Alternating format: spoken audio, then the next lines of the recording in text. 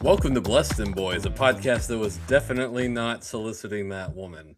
We're one Saints fan and one Cowboys fan, one fan of who dat and one fan of dat win. We're here to give weekly takes, game recaps, bad betting picks, game previews, and the occasional Seinfeld reference. And today, we want to pour one out for former Thanksgiving Day performer, Miss Dolly Parton. Yeah, I will share my Dolly Parton story momentarily. But first, we want to talk about our patron. We're doing a Seahawks / Bronco as we preview the NFC and AFC West this evening. And for that, I just went with quarterback Drew Lock, who I don't know if you saw preseason game over the weekend, but he was dealing a little bit there.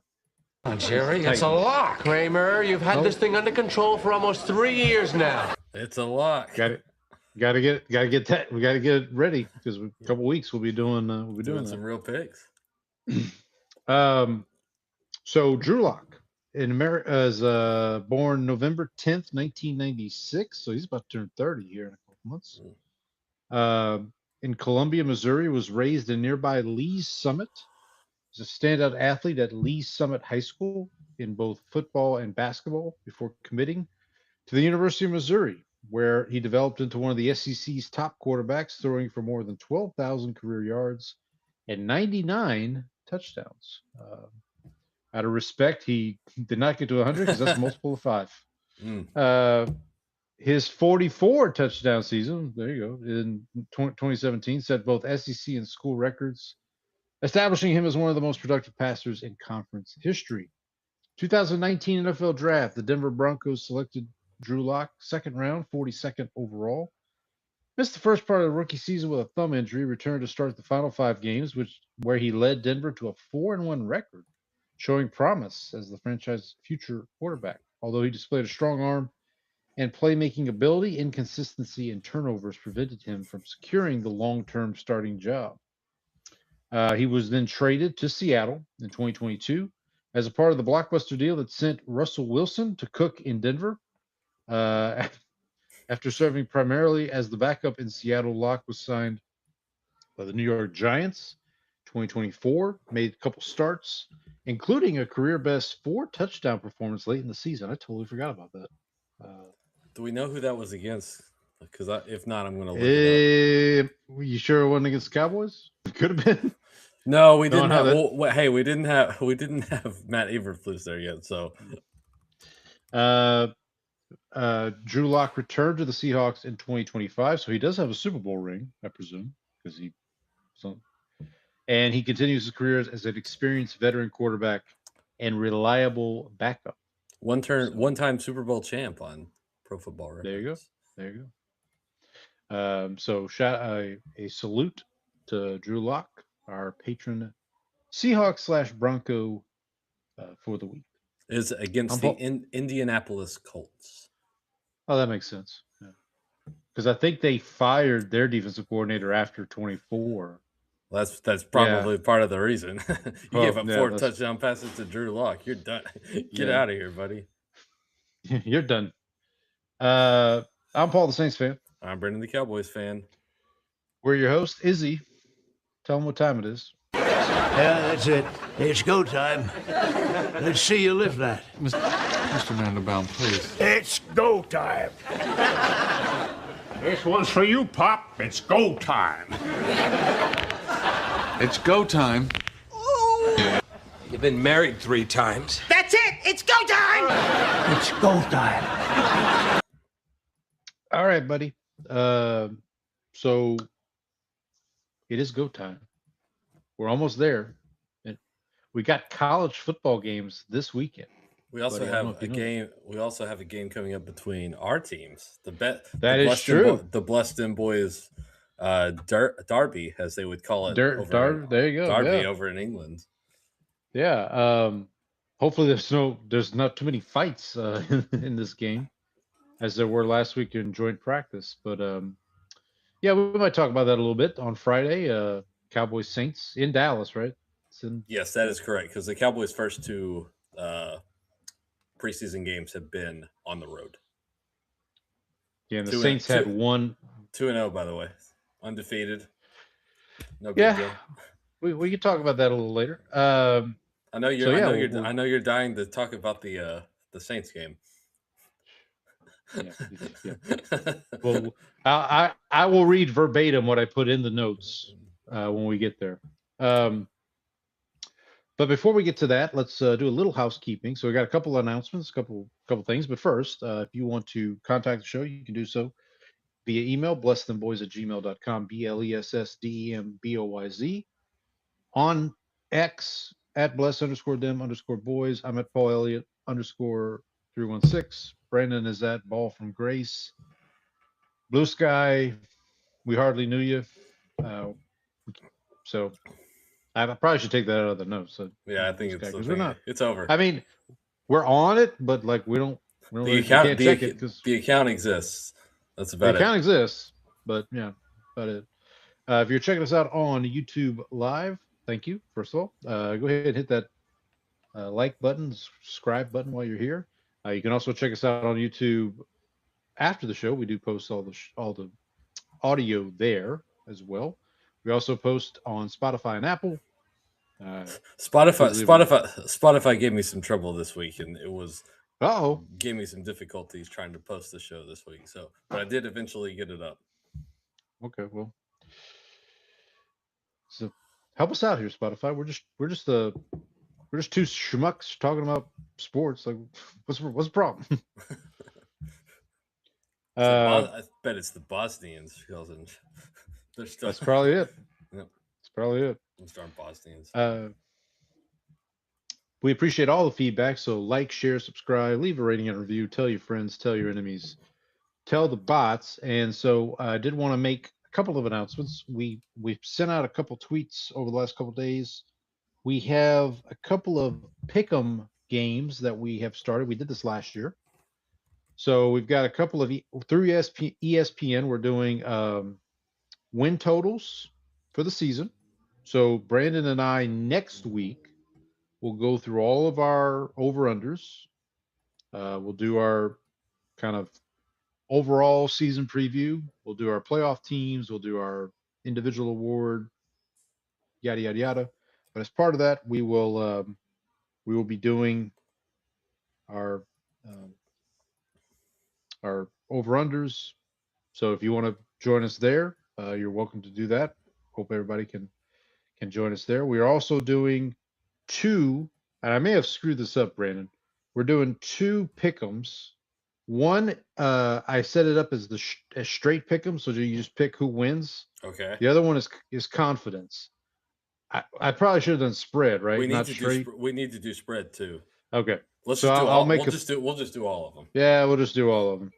So I'll make a third one, but on the show, for those that weren't with us last year, every week we pick the games spread and confidence. And if you want to make money, you bet against the show's picks. That's the way. Fade them boys. If you want to get rich, fade them boys. Fade them boys. So I'll get the spread version of the pick'em up, and I'll share that link as well. And also, we are doing just for college football. We just do spread, just the spread picks. That's what I did for college football. Mm-hmm. So we'll have college football spread. NFL, we've got confidence straight, and then I'll get the spread up probably tomorrow, and then finally we'll do pigskin wins, I think it's called, or I forget. Pigskin pick'em. Pigskin pick'em, whatever they call it, through ESPN. So all those links are on our X account. So if you want to go, actually, you know what? While I'm here, let me pin this one. You can only pin one, so I'll pin this one. But they're all pretty close to the top of our page. So if you follow us on X, which we hope you do, you can check that out. So Yeah. So as we said, throughout the season, so in 2 weeks we'll be previewing week 1, right? Because we'll record on Tuesday. The following night, remember it's a Wednesday night kickoff this year. Seattle and the Patriots, followed by the Thursday game in Australia, 49ers and Rams. So we're there, but we're here, buddy. We made it. You know, We made it. Just one more fake game to get through. that's right. When we speak next week, it will be September, because September 1st is a week from today. So we're excited, getting ready for football season. We'll finish up our divisional previews here with the Wests momentarily. But first, we here at Bless Them Boys do pride ourselves on being able to discuss other things. But enough about fish. I can discuss other things, you know. All right, Brandon, what you get up to this week? So I think we're going to have some stuff to discuss because I watched a lot of soccer this weekend. That was As did I. That was the bulk of my watching. I didn't actually get into much actual football, or much non-football TV action. But Saturday they had a work event where there was a watch party for the Everton opening game against Crystal Palace, aka what I like to call the Ted Lasso team, because that's the team that Richmond FC is based on. They use their stadium, they use their color scheme. So we went out to a place called Pitch 25, which I had actually been to before, because the soccer conference that I went to last year in January of this year, actually, one of the the happy hour events after Friday was there. So I had been there before, but it was a family event. So we went there, we took the kids, got there at 8 a.m. Game started at 9, but we watched the game. We were able to eat food. And then they had like a mini soccer field built into like a lower level of the bar so that the kids could just like run around and like play soccer like on the little field. Oh yeah. So once we finished like eating and watching the game and everything, we let the kids like kind of like run around out there, and they had a good time. And then my wife and I, of course, after eating and having a couple of beers at 9 a.m, came back and had a great nap. So that was a good experience. It was a lot of fun. You said that you actually saw the watch party on TV. Yeah. So that game, that was Sunday, right? Saturday morning. So Saturday morning. So did Liverpool play? Liverpool played on Sunday. Liverpool played on Sunday. That's right. Okay. So I had the game on whichever channel it was on. Oh, it was NBC probably, or Peacock. I think you said USA. USA, yeah. Sorry, it was a Universal. No, that's what I was confused. So I'm watching the game on USA, and there was that game, and then there was a game after it, which I can't remember who played after it. I want to say it was Tottenham, because that's the game that I remember like seeing as we were like pretty much all of my like Premier League friends either cheer for like fans who have like, or friends who have like watched the league regularly. They're either Arsenal fans or Tottenham fans. Like somehow it's just like random coincidence. Like 95% of them are in one of those camps. And so I was texting my friend, like, who is also named Paul, by the way. Oh, so I have to be careful sometimes when I'm like texting about whatever, because I'm like, which Paul am I texting here? And so I told him, I was like, I think Tottenham's got a chance to be pretty good this year. And then like the Everton game had finished, and I was kicking the ball around with the kids, and I looked up on the TV, and Tottenham's down 2-0. Yeah. I text my friend Paul. I was like, well, I'm just going to keep my mouth shut now. Were they no, who did they play? They were playing. They didn't play Brighton, right? Brighton was playing Aston Villa. No, because Brighton won 4-0. Right. Was it Brentford or Bournemouth? Maybe. No, Bournemouth played Man City, I think. Hang on. Let's go to the Brentford. Yeah, Brentford. Okay. Yeah, the Bees. as they. And so I looked up and they were down 2-0. And I was like, okay, I think I jinxed them already. Yeah, they 3-0 was the final. Yeah. So we did that on Saturday. But you were saying that you saw the Yeah, watch sorry. party. So at halftime, they did this, like, I forget what they called it, but basically they went to like these different watch parties across the U.S. Mm-hmm. And the first one they went to is like Everton Watch Party, Houston, Texas. I'm like, well, surely there can't be more than one of these. Well, and it was a pretty big thing, like because I saw something for it, like not just at work. It was like a big thing. So I Okay. think I'm pretty sure if that was it, then I'm pretty sure that was the one. I looked for you, buddy, but I didn't see you. We were kind of off in a corner, so we probably wouldn't have been among the like main crowd. Yep. So we did that, and then Sunday I watched a few games. I watched the Liverpool game, which I guess we can get to. I don't know if you want to get to now, but like Liverpool got Yeah, sure. bailed. Unlike the Saints in Yeah. the NFC Championship game, Yeah, Liverpool it's kind of nice. got bailed out by the kinda- refs. It's nice to be on the other side of that coin, huh? It's kind of nice to be on the other side of that coin. Yeah, no, so I was Newcastle scored. I want to say pretty early in the game, and I was thinking, of course, the team that I decided to root for in the Premier League is just gonna go and Straight down the table. And so it was I believe it was 1-0 at halftime. Liverpool comes back in the second half and scores relatively quickly, maybe like the first 10 minutes or so. But then Newcastle scores like less than 3 minutes later. Like it was like pretty quickly afterwards. And then they just they keep going. Liverpool had a couple chances, and then I think it was Gomez was attacking, and they get into the extra time, the stoppage time, and I think it was Gomez. I'm probably getting the name wrong, but guys attacking in the box, gets tripped up, penalty kick, and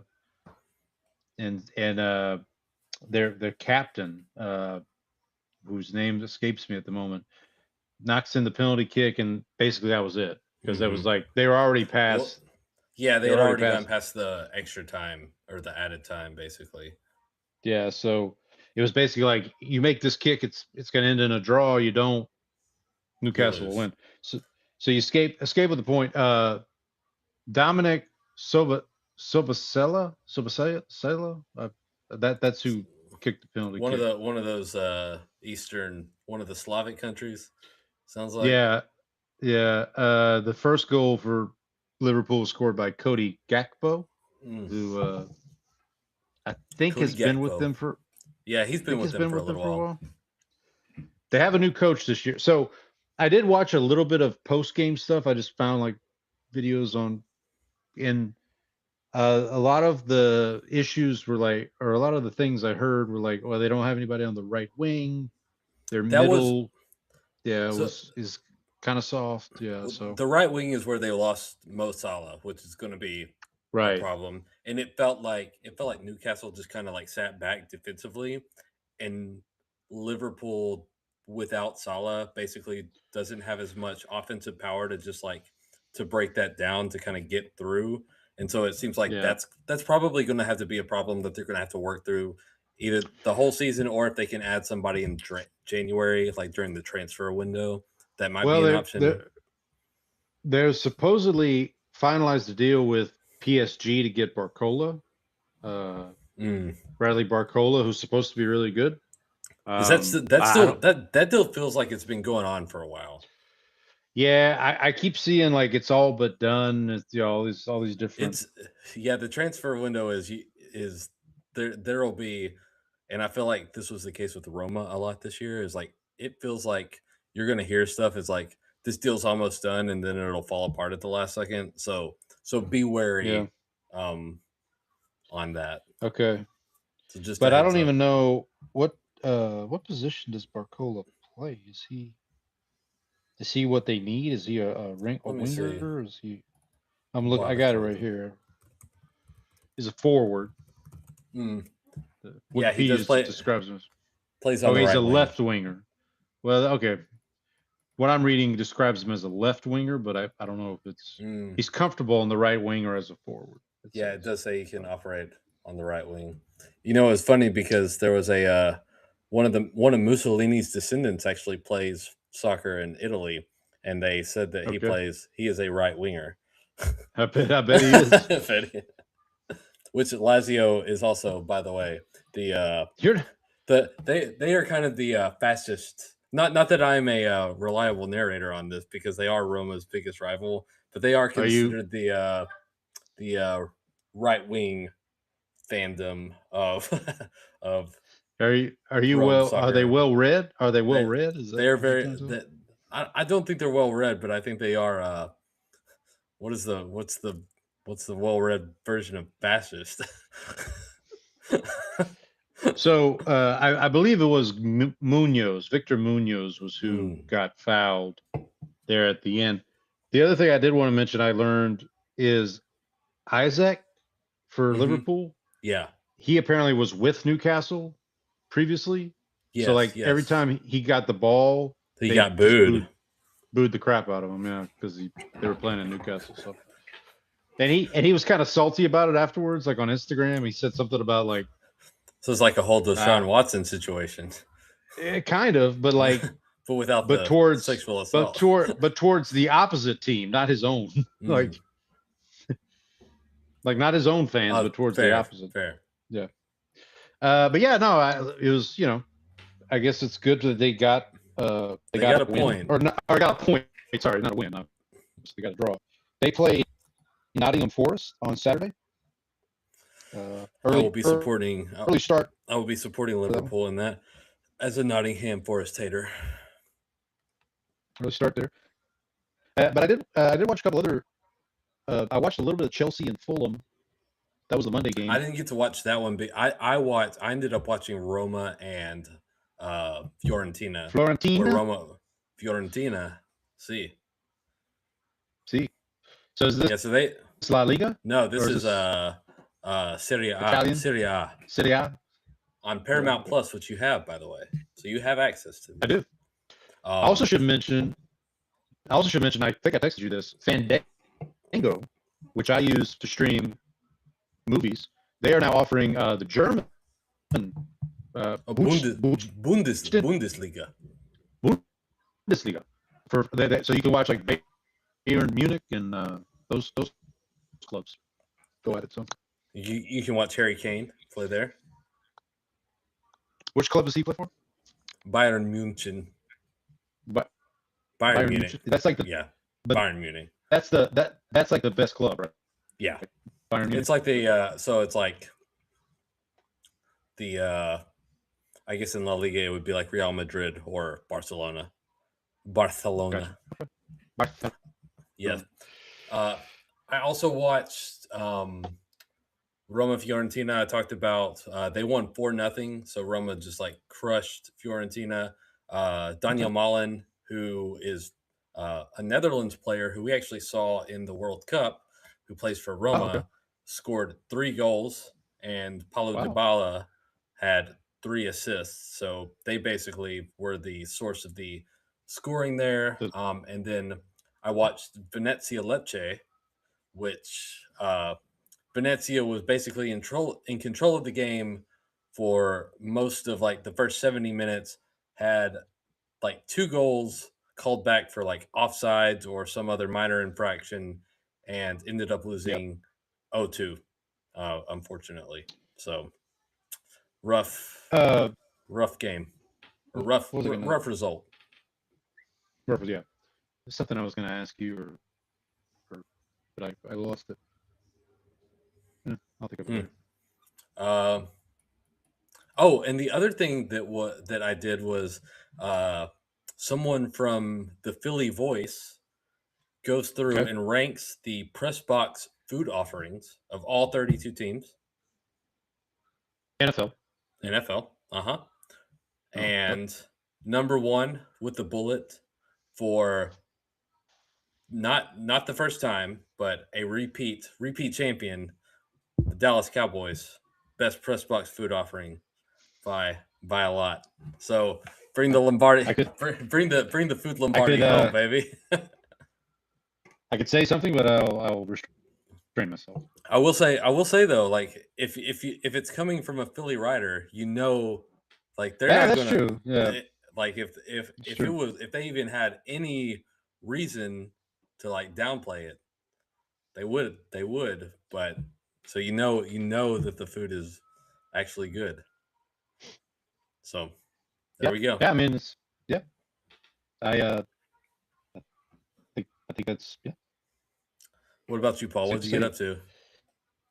So aside from the Premier League, again, are you enjoying your new hobby, your new sports hobby? I do. So I'm curious to see what'll happen once the NFL starts. Like or in college football, because what I found this weekend is like, oh, these are kind of perfect because like you have games like 9 o'clock our time, like 9 o'clock in the morning, 11 o'clock. Like, okay, you're pretty much done by noon or 1 o'clock our time. Yeah, that's nice.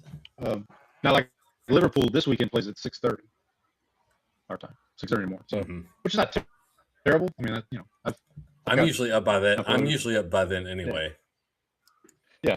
Put a little pot of coffee on and watch a little football. I mentioned to you your Everton. What's Everton's mascot? So they are the so it's hard to say because they call them the Blues, but also they're called the Toffees. Okay. Is another nickname for them. So the Blues, they play. They have a Caporro Cup game tomorrow against Preston, who is a team from the championship. Yeah, who is this guy? Preston. This guy who must be really good. I don't know. We'll see. It'd be really funny if like there's 11 guys on the side for Everton and it's just one guy just running around all over the place. All over. So aside from that, let's get a couple movies here I want to mention from 2026. I did watch The Invite. This is the Seth Rogen, Olivia Wilde, Edward Norton, and Penelope Cruz. Is it Penelope Cruz or Salma Hayek? I can't remember. Penelope Cruz. She goes on a Caribbean cruise. But it is. It got a lot of buzz when it came out in theaters. I was able to watch it on Fandango. I rented it. Huh. Yeah, it is Penelope Cruz. I rented it on Fandango. And it's basically Seth Rogen and Olivia Wilde play this married couple. Rogen is a former musician who now teaches music. Olivia Wilde is kind of a stay-at-home mom, and they invite their neighbors from upstairs, played by Edward Norton and Penelope Cruz, and basically the entire movie kind of takes place in that apartment, and they begin chatting. Have you heard anything about this movie, Brandon? The name sounds familiar. Is this like a Key Party situation we got going on here? Well, okay. So that's kind of how it's been sold, but it's more than that. I would say. Give it a spin. If you haven't. It is quite good. Penelope Cruz and Olivia Wilde. That's the good selling point.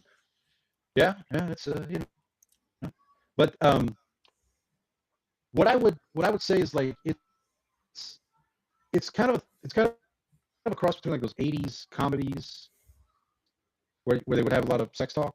But also with kind of a more mature edge to it, I guess, if that makes sense. It's like it's I found it pretty fascinating. Or I found it really good. So I would highly recommend it. Not the best movie I've seen, but worth the time. You mean The Invite with Seth Rogen didn't outdo the Odyssey? I gotta be honest. Seth Rogen was kind of the problem.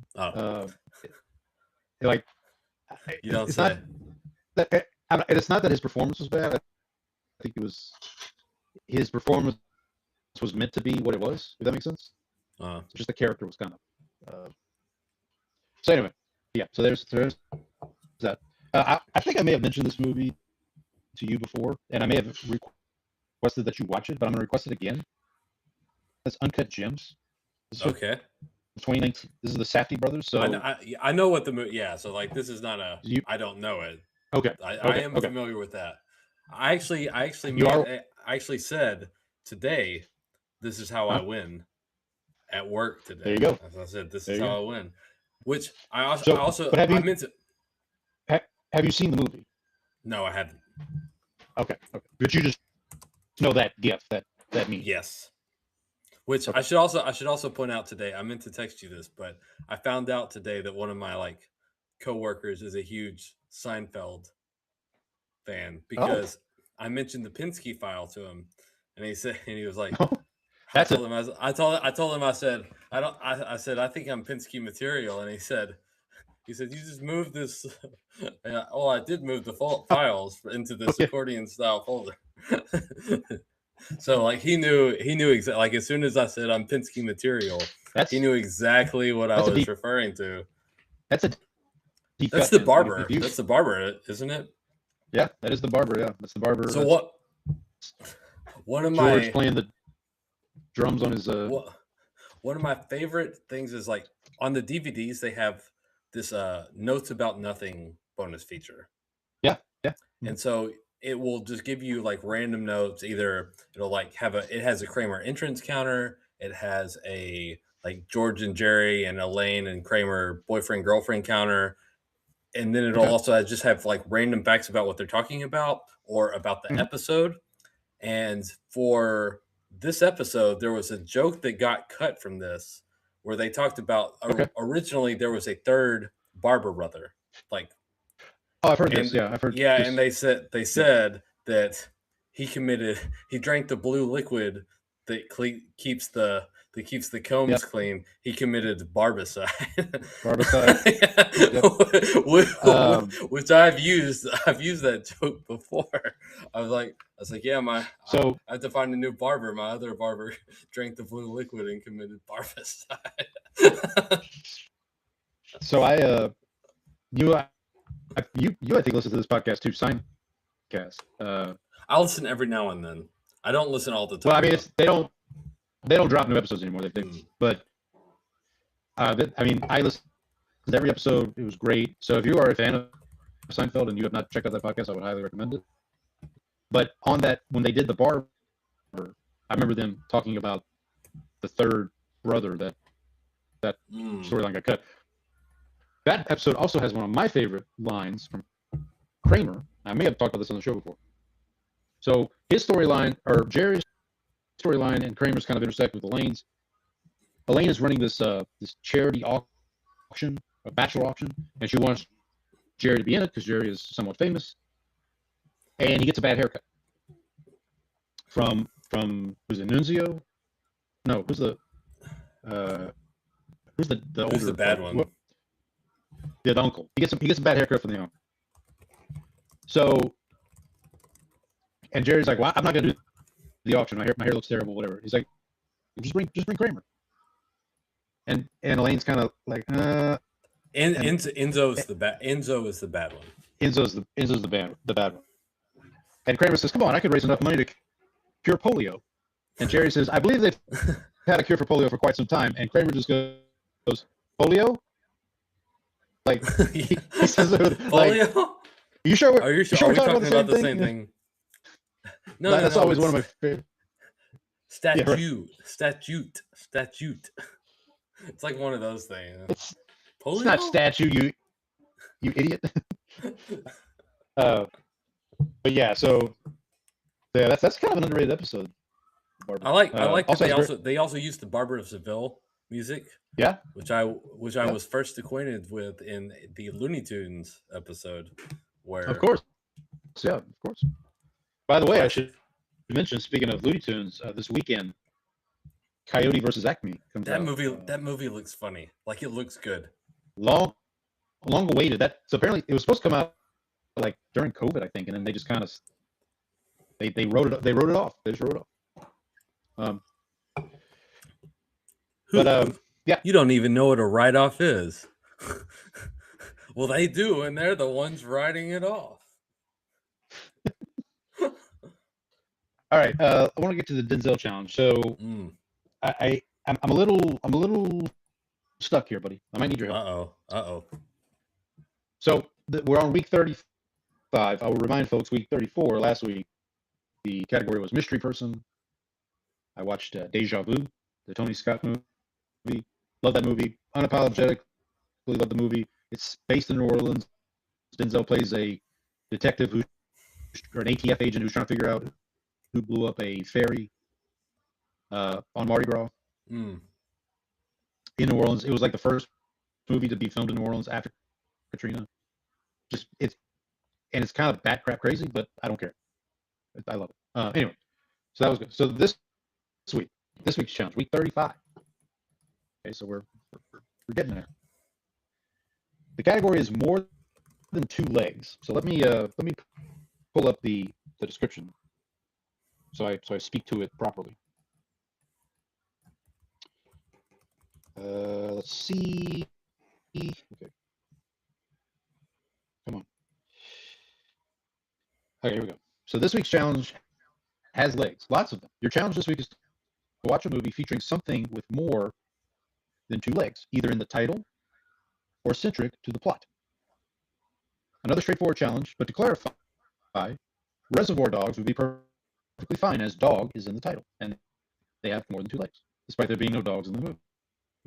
However, if you see a sheep or a cow in the distant frame, or someone squashes an insect in some random scene, and either have no bearing on the plot, then you'll have to look somewhere else. So that's kind of the challenge. So I start thinking. I start Googling, like, is there any Denzel movie because Denzel doesn't do like sci-fi movies, so that kind of throws that out the window. When I did a Google search, one of the films that came up is one I've already seen, which is Fallen, which I think I've talked about quite a bit on the show.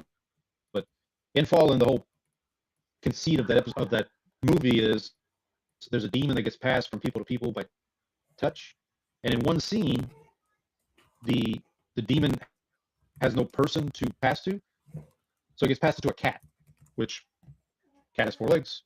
So, but again, I've already watched it. Another movie I've already watched, which I think would qualify, is The Magnificent Seven, because in The Magnificent Seven, it's a Western, so you obviously are riding horses. So, there's that.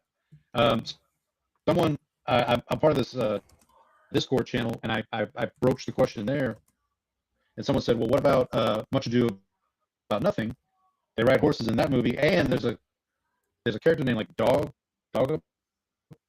or something with dog in it. So I was like, oh, okay. But that got me to thinking.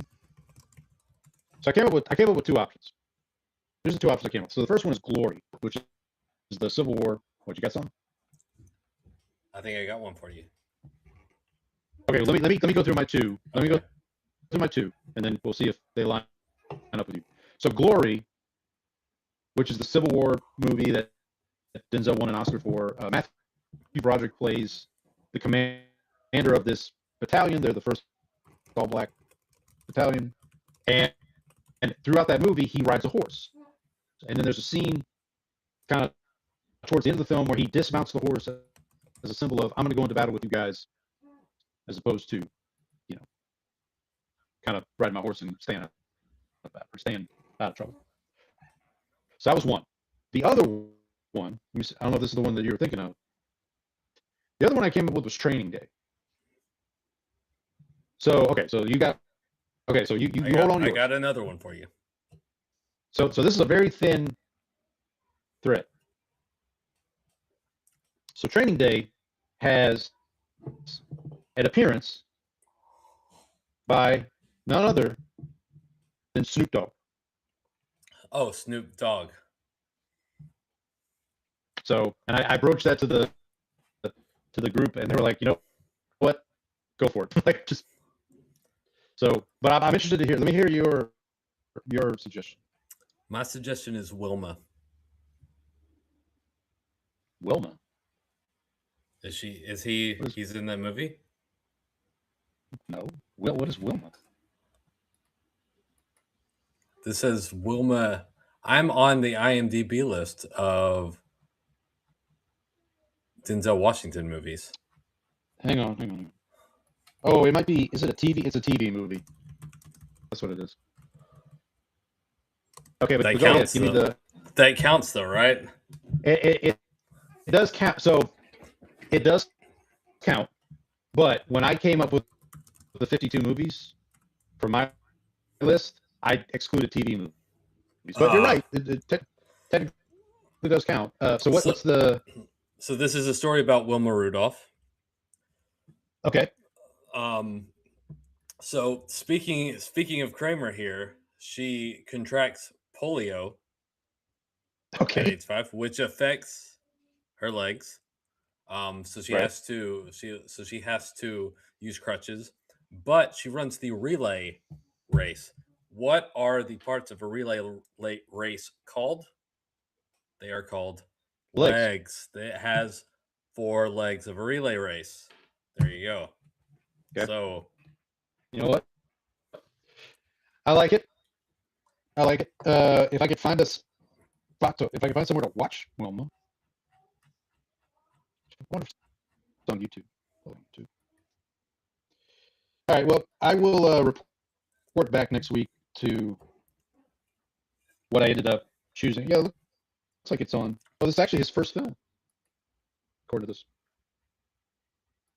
I believe he was. IMDb says he was like. Well, he played a 17-year-old. I don't know if he was 17. I mean, this was in 1977, so he must have been pretty young. He would have been 23 Mm. because he's born in 54. So, okay, Brandon, just give me 1 second. Doesn't- I'm gonna take a quick. Wait, what doesn't? Oh, but you've already done the Book of Eli, haven't you? Yeah, because there's a cat scene in Book of Eli. Yeah, I know what you're. Yeah, because that was another Yeah. one that came up when I did this. There's no in Tragedy of Macbeth. There's no horses. No. They do ride horses in there, so yes, technically that would have counted. The thing I remember for that movie though is birds, because they use ravens quite a bit. And ravens don't have more than 2 They legs. have, they have 2 legs and 2 wings. So All right. Well, I'll be right back. Just give me a second. Mhm.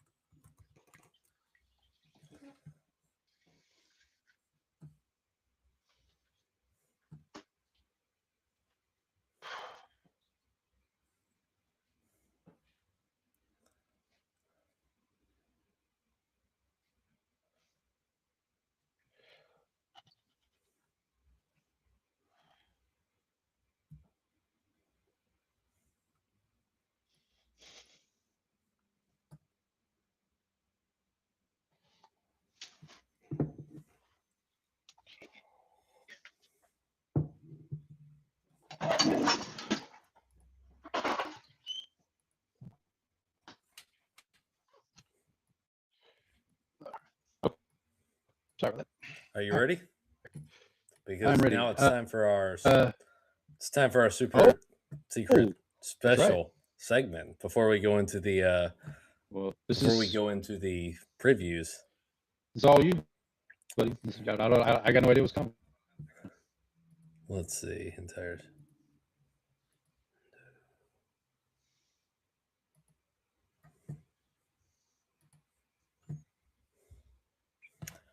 Oh, a top 10. Oh, God. This is the top 10 things Jed York told the police after being arrested for soliciting prostitution in Ohio. Are you ready, Paul? Sure. Paul Schaefer We got a bald Paul just like David Letterman. So, Hey, there we go. Number Yeah, 10, a classic. Do you know who I am? Oldie but a goodie. Number 9, as Mr. Seinfeld might have said, she's my cleaning lady and I owe her money. Ooh. Ooh. Number 8. Doesn't anyone believe in true love anymore? Mr. Oh my God. Mr. York being the romantic here. Yeah. Number 7, as George would have said, I was just trying to get information about the parking service I've been using. This is all a big misunderstanding. Shout out to this podcast Make Me Thirsty. Our buddies over there, they tweeted that image in response to this. So. Number 6, you see how this looks, right? I guess this could have been worse. You could have been Chris Hansen. Here's what I appreciate about this, because in true Letterman fashion, right about the middle of the list was always like the funniest one, or one of the, like it would that or number 2 like the was always that. Well, yeah, it was like the bottom would start. I was like, okay, kind of funny, and then it would almost do like a bell curve, like you get to the middle, and then it kind of tapered off as you got towards the end. So good job, buddy. Number 5, he was just scouting. He was actually here to scout some players for recruitment. Okay. Yeah, Looking for a wide receiver, I think, after the situation that's going down over there. You're looking for an eligible receiver. Sounds like. Number 4, I would have gone to the Robert Kraft massage parlor, but apparently it's been shut down. Did you see the one of the Tom Brady at the Tom Brady at the court? Robert Kraft seeing Jet York? Yep. Like number 3, that was somebody else's Bugatti in the trailer park. That's a deep cut. That's a deep. No, number 2. Oh man.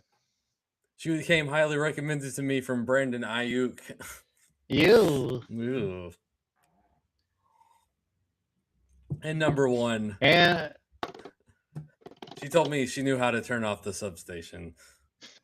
Whatever the. Oh, there we go. Well, buddy, you know what? About a year ago, this time you were doing top 10 reasons the Michael Parsons. I know. I copied the template over for this one. So bravo, sir. What was the best one? Was he joins the massage parlor. He becomes the 3rd member of the massage parlor people. By the way, feels like the Cowboys kind of won that trade at this point. It's starting to seem like that. Well, I've been seeing, because I believe it was Ian Rappaport tweeted it was the 1-year anniversary, and Cowboys fans have been going, best thing that ever happened to this franchise. So, I mean, yes, especially considering Parsons is going to miss. He's probably going to start the season on IR. And you got you signed Quinnen Williams to an extension that is $17 million less per year than his contract. So, and you ended up with Kenny Clark, Rashawn Gary. I mean, you used Quinnen Williams. Quinnen Williams was another. Quinnen Williams.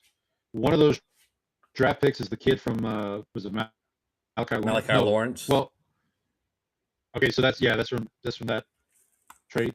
Who'd you use the other draft pick on?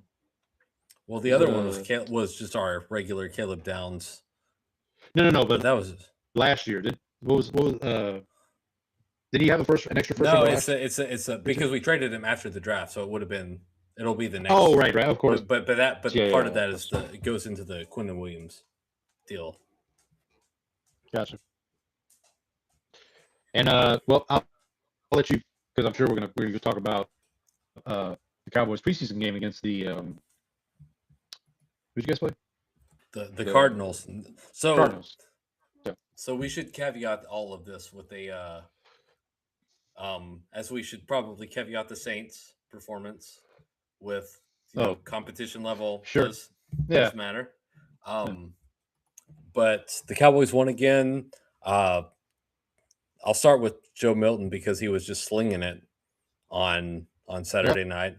But he hit Jonathan. He had a check down touchdown to Malik Davis, and then hit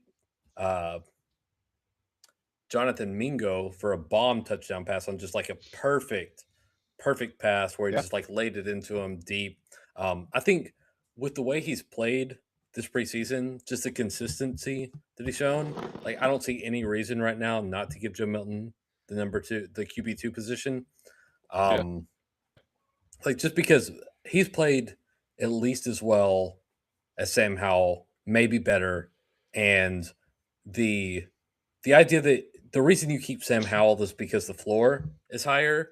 But if Joe Milton has the same floor as Sam Howell at this point, like there's no reason because the ceiling is infinitely higher. Now I don't want to get ahead of myself and start calling this the I don't want to call Dak Milton the next Favre Rodgers per se. I don't want to get it too far ahead of myself yet. But I do think Jonathan Mingo and Camden Brown have both made cases to make the 53-man roster when it comes out. So I think they'll end up keeping 6 receivers because you've got CD, you've got Pickens, you've got Flournoy, who are obviously your top 3. You've got Turpin, who's your return guy, plus number 4 receiver / gadget guy. And then I think you end up keeping, because Jonathan Mingo also plays on special teams. So you can keep Jonathan Mingo and you can keep Camden Brown and have 6 wide receivers. Camden Brown is probably inactive on most game days anyway. But it seems like those 2 guys. Yeah, but he's a guy you probably want to save from practice squad. Like you don't. Yeah, because I think if you try to sneak him onto the practice squad by cutting him, I think the plays that he's made in preseason, I think somebody like the Texans have traded for Kayshon Boutte. Like they're desperate for wide receiver help right now. So it seems like there would be somebody that would probably put a claim in on him. So I don't think you can risk cutting him at this point. I would. I wouldn't if I were the Cowboys. Yeah, I agree. Jaden Blue actually bounced back from last week to have like a really good performance. Physical running, average 5 yards a carry, I think it was 75 yards on 15 carries. Looked really good. I think the main thing was just that he was running downhill and actually like getting through tackles this time, which has been a problem for him. And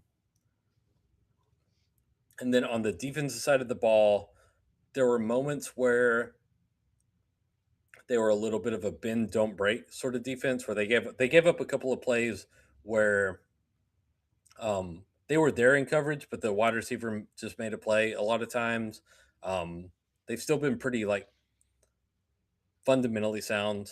But then I think the standout from this game was Jayshon Barham. I don't know if you've seen clips of him just like blowing up. This is because we were talking about draft picks earlier.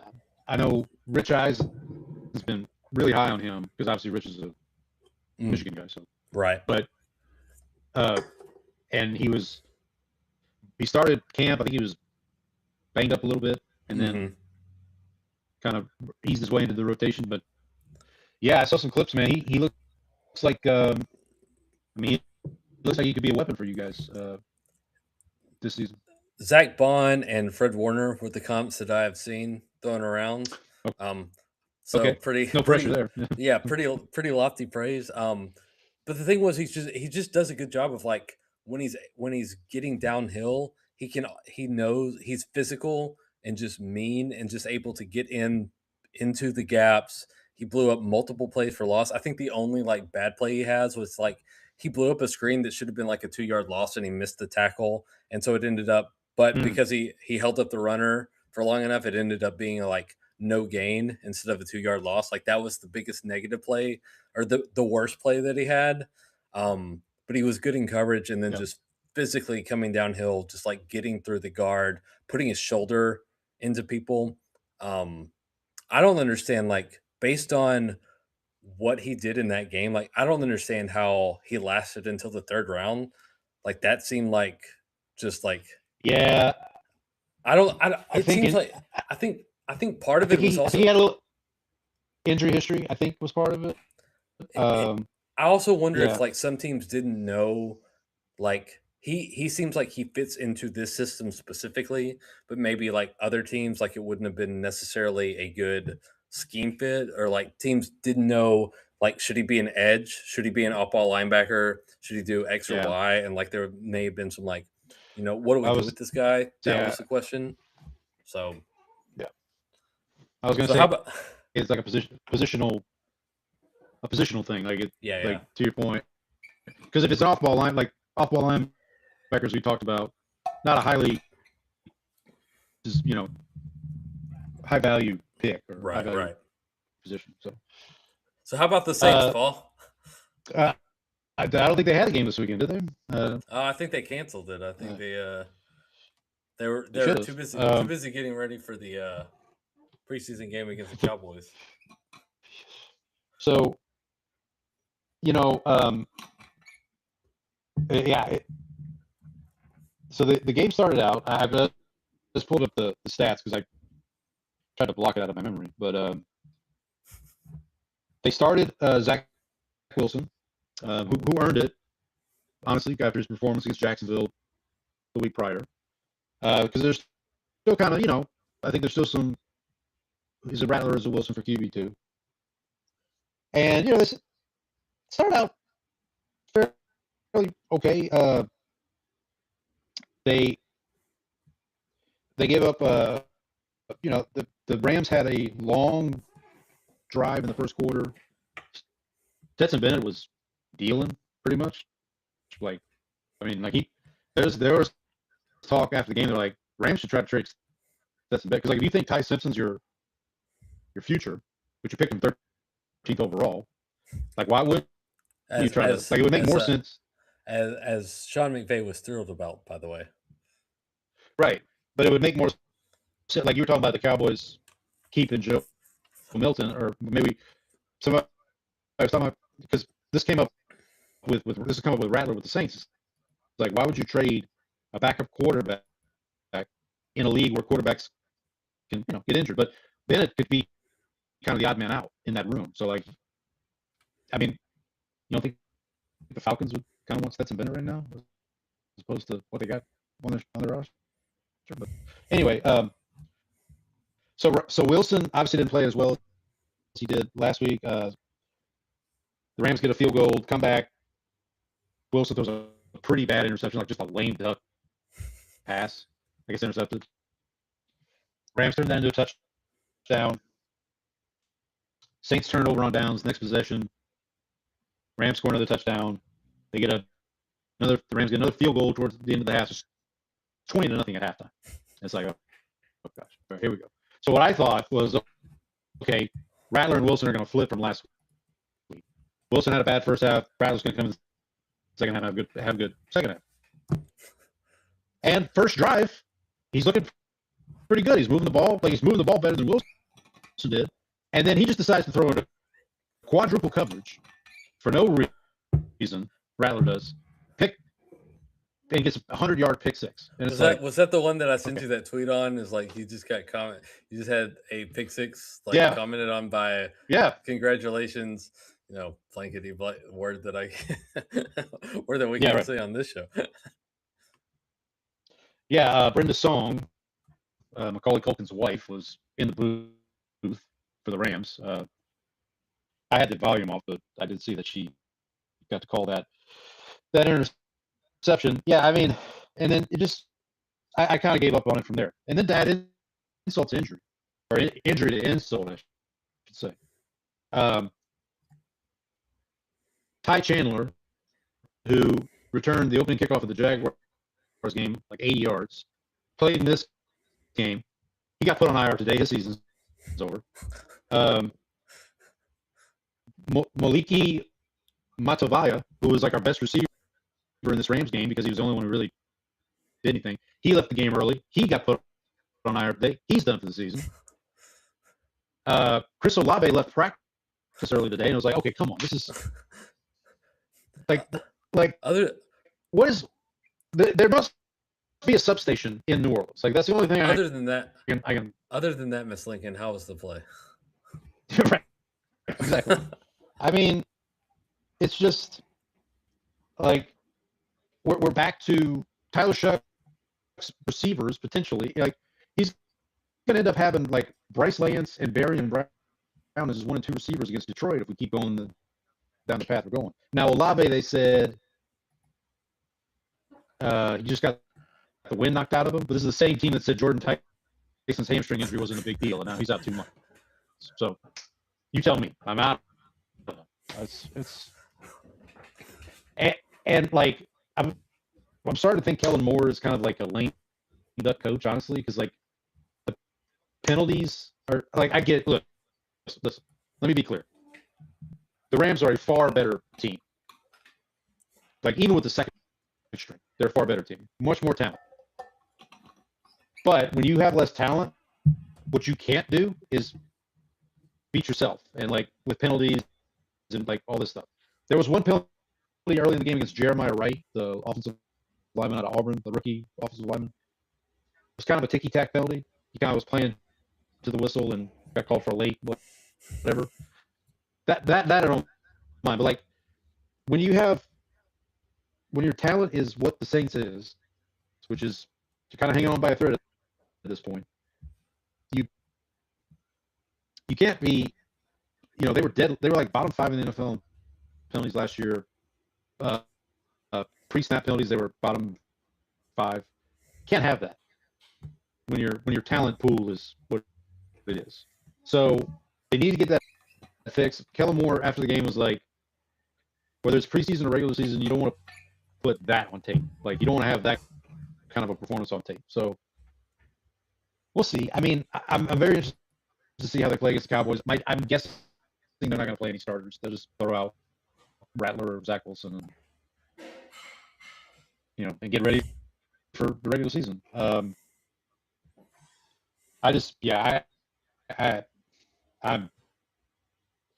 honestly don't know what the season's going to look like at this point. I was, as you could probably tell over the last couple of weeks, I was kind of cautiously optimistic about the season coming up. But now I'm just like, rethinking all your life choices. Yeah, it's going to be like, I mean, all Saturday during the game, people were like, please, Tyler Shuck, do not get hurt because we have to rely on Rattler or Zach Wilson. It might be tough. Now, again, well, Rattler looked okay at like points last season. So like, well, what I was going to say is Rattler's playing with like third string guys against the Rams, right? I mean, he's playing against third string opponents too, but like, I'm just, and then they traded, so Deion Jones, who played in this game against the Rams, who they just signed, they had to trade him to the 49ers for Zamir White because Devin Neal's hurt again. Like, our running back room right now is basically Travis Etienne and Zamir White and Kendre Miller, who's also injury prone. So, like, on paper, how long is Kamara out? I think they're hopeful he'll be ready for week 1, but he probably won't be. Okay. I mean, I would say he's probably out. I think he's older than us in football years at this point. He is. I mean, he is, but it's it'll be tough. I mean, opening the season against Detroit doesn't help because you got Goff and St. Brown and Jahmyr Gibbs, and the defense is they're I don't know. I honestly don't know what to think, man. This is the definition of let's just start the season, because I just want to know, like, because we really haven't seen the first stringers a lot for the Saints. I mean, Shuck hasn't played this preseason. Yeah, the Cowboys haven't. The Cowboys have not seen pretty much any of their first stringers. Yeah, but you guys are actually playing well though. Like that's Fair. but we'll see. Also, to be fair, we have played the Raiders and the Cardinals, so like we haven't exactly gone against world beaters over here. So yeah, I don't know. I mean, from what I've heard from the joint practices, which a lot of people are now pointing to as like the joint practices are where the real evaluations are made, obviously because starters are playing. I've heard the Saints have looked pretty good when they're not fighting the Cowboys, but apparently against the Rams, their first team looked okay. So I don't know. Until we get to September or whatever day the season starts for the Saints, I'm not going to really know. But my hopes are not sky high at the moment. So, trying to think. Oh, the Saints did also sign. Saints also signed a kicker, Daniel Carlson, who's like a 2-time Pro Bowl kicker that the Raiders just like let go for some reason. And the Saints were like, yeah, we've got Charlie Smith and Tanner Brown. Like, yeah, we'll take Daniel Carlson. You have Charlie Brown. You have Charlie Brown. We have Charlie Brown. Yeah, there you go. No wonder the kicking is a problem. Lucy keeps pulling the ball away from him. Keeps pulling. Yeah, that's probably it. That's probably part of it. Yeah, I don't want to talk about this anymore. Let's move on to our. We'll see how the West could be won, I guess. Start with the AFC West. We'll go bottom to top, starting with the team that picked number 1 overall this past year in the NFL draft, the Las Vegas Raiders. 3-14 in 2025. Over under the number I have, buddy, is 5.5. Is that what you got? Oh, let me pull that up. Okay. While you're pulling that up, I'll just let the fine folks know that obviously a coaching overhaul for the Raiders this offseason. Clint Kubiak comes over from the Seahawks, also with the Saints previously. Defensive coordinator Rob Leonard, offensive coordinator Andrew Janoku, and a new special teams coordinator Joe DeCamillis. Joe DeCamillis. DeCamillis, excuse me. Former Cowboy legend, by the way. All right, there we go. So obviously a whole new coaching staff. They did sign Kirk Cousins, who it looks like will start the season as the QB1. They also obviously drafted number 1 overall Fernando Mendoza. So it'll be interesting to see how that plays out throughout the season. Obviously the big. Go ahead, Brandon. What'd you have? So 5.5 is the total. Juice minus 150 on the over. Under. Oh, really? Okay. You get plus 125 on under 5.5 if you're interested. Yeah, I don't remember what I had. Sweet action. That is some sweet action.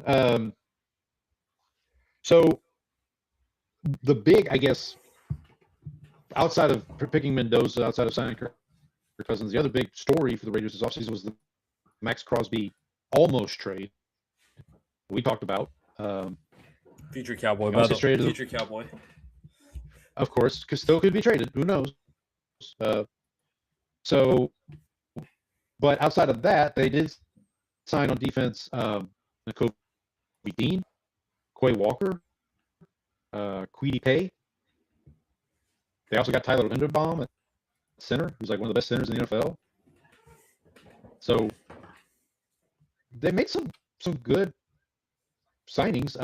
They traded Geno Smith to the Jets. We talked about that a while back. We mentioned Zamir White. He was with the Raiders. He went to San Francisco. Now he's with the Saints for all those reasons we talked about. Their draft outside of Fernando Mendoza, they did pick up Traden Stukes from Arizona, who was kind of a highly regarded defensive back / safety. And they also got Jamad McCoy, who we talked about, could have been a first-round pick potentially, if not for knee injury. From what I hear, it was a pretty bad knee injury. Yeah.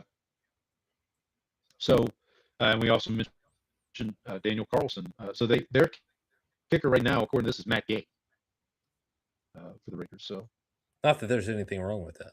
Not that there's anything wrong with it. The AFC West. Let's take a look at the schedule here. So the AFC West will play the AFC East and the NFC West. So the West will play each other. The Raiders, by virtue of having a last place schedule, their 3 extra games will be Browns, Jets, and Saints. So there you go. Looking at their schedule, they start off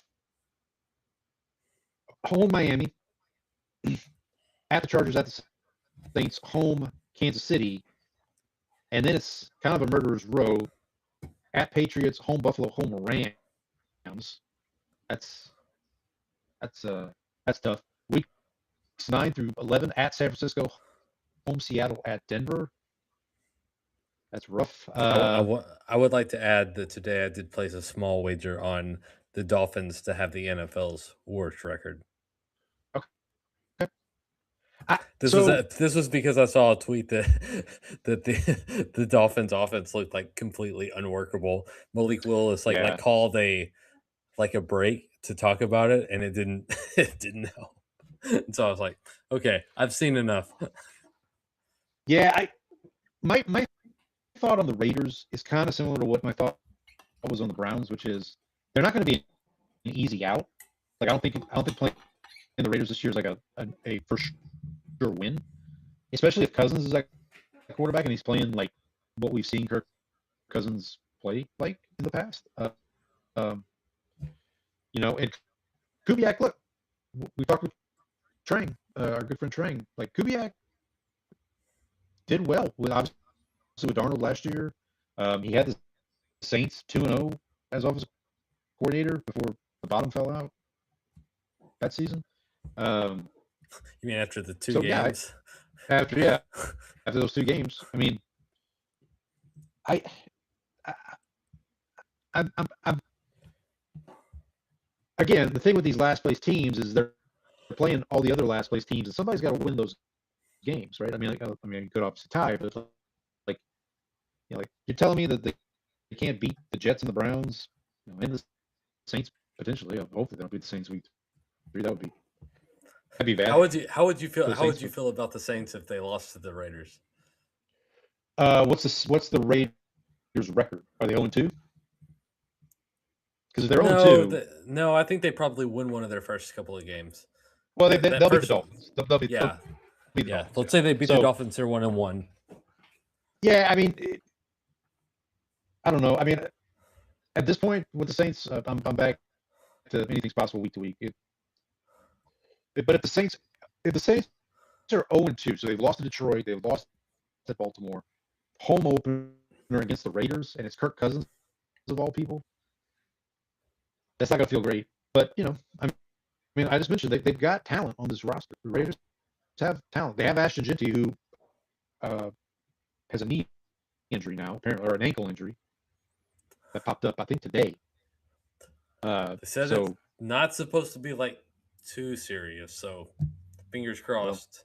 Especially for that one guy who drafted Ashton Jeanty #1 overall in fantasy football. Ooh, that's a choice. They have Brock Bowers. Who's their #1 receiver outside of Brock Bowers? I mean, who am I not thinking of? I feel like it's Amari Cooper. Is it really? That's the name I was going to throw out. Hang on. Okay, now I got to pull up the. You're making me pull up the Jacoby Myers. Well, didn't he get traded? Myers? I thought he got traded to the. Didn't he get traded to the Jaguars last year? Hang on. Oh no, it's so their receivers are Jack Betch. Betts, please. Betts, please. Trey Tucker, Jalen Naylor. Naylor. I already know her. Yeah. The receiver room is not. This is only like slightly better than the Dolphins receiver room. They have Brock Bowers. That's like the only. They brought Bowers and Michael Myers. Now, that's like the only redeeming factor. One rookie that's kind of caught a lot of people's eye for the Raiders is Mike Washington, the rookie that they drafted out of Arkansas, I believe. Uh, he seems pretty good in the offseason. So I mean, he might get to play if Genty's hurt for a little bit, or at least it might take some of the load off of Genty with him. We'll see. Defensively, obviously they have Crosby at this point. Assuming Crosby is not with them, they still have Nakobe Dean. They signed Nakobe Dean. They brought in Coy Walker. Their defensive line is Queenie Pay, Adam Butler, Tonka Hemingway. Yeah. So I don't really know how to feel about the Raiders. I feel like like I said, I don't think they're going to be an easy win for anybody. I do feel like they can at least split with one of the teams in the AFC West this year. But outside of that, I don't know. Their schedule doesn't do them a lot of favors. Like I mentioned, Well, they play in the AFC West, which doesn't help because you've got three really pretty tough teams, or at least teams that are significantly better than you at this point. So true. Speaking of which, one of those teams, the Kansas City Chiefs, Chiefs like 6-11 last year. Obviously, a lot of injuries. Mahomes was injured down the stretch. Kelsey, not 100%. Over under. The number I have, buddy, is 10.5. correct. For the Chiefs. Where do you think the juice is? On over? Minus 140 to the under. That's surprising. Especially because people like to bet on the Chiefs. So you would think people would be taking. Well, I think people are ready to put this stake in the heart of the Chiefs dynasty. So people are kind of like, okay, they had that, like this, like what happened last year is not a fluke. Like Mahomes might be cooked a little bit. Kelsey's now he's married. He's got all this other stuff going on. Andy Reid's getting older. They did bring back Eric Bieniemy as offensive coordinator. They just let Matt Nagy go to the Giants, which that might tell you something. But Spagnuolo's still there running the defense. They did bring in Justin Fields as a backup quarterback in a trade with the Jets. They also signed Kenneth Walker, who I believe he had an injury today as well. I thought I saw somewhere maybe an ankle or something pop up for him. So that might be something to keep an eye on. They also they re-signed Kelsey. They also signed the running back. Remember Amari DeMarcado? Yeah. From Arizona. Yeah. The Cardinals running back that saved my fantasy team 1 week last year because he had like this. Oh, game out of nowhere. yes. Then they brought back L'Jarius Sneed, who they had previously traded to the Titans, right? To the Titans, and the Titans got rid of him, and now he's back. Kyer Elam, was he a Cowboy at one time? Yes, he was. Former Bill, started with the Bills and then was with the Cowboys last year, and not very good. And then in terms of what they lost, Kareem Hunt, Isaiah Pacheco, Damian Pierce, Isaiah Pacheco with the Lions now. Talked about that a couple weeks ago. They lost Marquise Brown, Juju Smith-Schuster, Leo Chanel. Laviska Chanel. Yeah. They also lost Trent McDuffie. They traded Trent McDuffie to the Rams because apparently everybody's goal this year is just to make the Rams the super team by just giving them all the good players. In the draft, they traded up number 6 overall to get Mansour Delane from LSU. They also drafted Peter Woods out of Clemson, R. Mason Thomas out of Oklahoma. They got Cyrus Allen, their 5th-round pick out of Cincinnati, is getting a lot of buzz in camp. Hearing a lot of talk about. I guess Cyrus Allen. So someone has to catch the passes. Rasheed Rice has an ankle monitor on at all times. Not an injury, a monitor. Not an ankle injury. A monitor. And then they drafted Garrett Nussmeier, quarterback out of LSU. Because why not? I mean, we'll see what happens there. So their schedule, so obviously AFC East, NFC West, Bengals, Dolphins, and Falcons. So they kind of lucked out a little bit with this schedule because Dolphins and Falcons as a third place, part of a third place schedule, not bad. So they as Tua is the only quarterback to ever be the only person active in a competition and not run away with it. yeah, that's well apparently the quarterback, the undrafted free agent is like in the running for QB1 in Atlanta. I forget his name, but so for the Chiefs, they start off Denver on a Monday night, Colts on a Sunday night, at Miami, at the Raiders. That should be 3-1, I would think. I would hope so. I mean, or 2-2 at the very worst. Now after their bye week, they got an early bye week, week 5. After their bye week, their next 3 games are Chargers at home, at Seattle on a Sunday night, and at Denver. That's hefty. They play at Buffalo on Thanksgiving night. The following week, they have a Thursday night game at the Rams. Goodness gracious. And then the following week after that, they're at Cincinnati. Then they go Monday Night Football, home Patriots, home 49ers the week after that. At Chargers, they close out the season home Raiders. So from Thanksgiving on, their schedule is not a cupcake, I would say, at least at this point. Minus maybe the Raiders game there at the end, but like this, I just don't think it's going to be as easy. Here's my overall take on the West. I don't think the West is getting 3 teams in this year in the playoffs. The AFC West. The Chiefs to me have a lot of questions. The team we'll talk about next has a lot of questions. Even Denver. No disrespect to Donnie, but like I don't see 3 teams making it out of the AFC West this year. That's just my thought. Not to spoil my thoughts for next week, but Come on. any thoughts on the Chiefs? Come What? on. Not particularly. I'm curious to see kind of how the defense looks this year. Just because they seem to also they were at points during the kind of like I guess 2024 run, it seemed like the defense was also having to carry a large portion of the load, and so like I'm curious to see what they're able to do on the defensive side of the ball as well, and what you know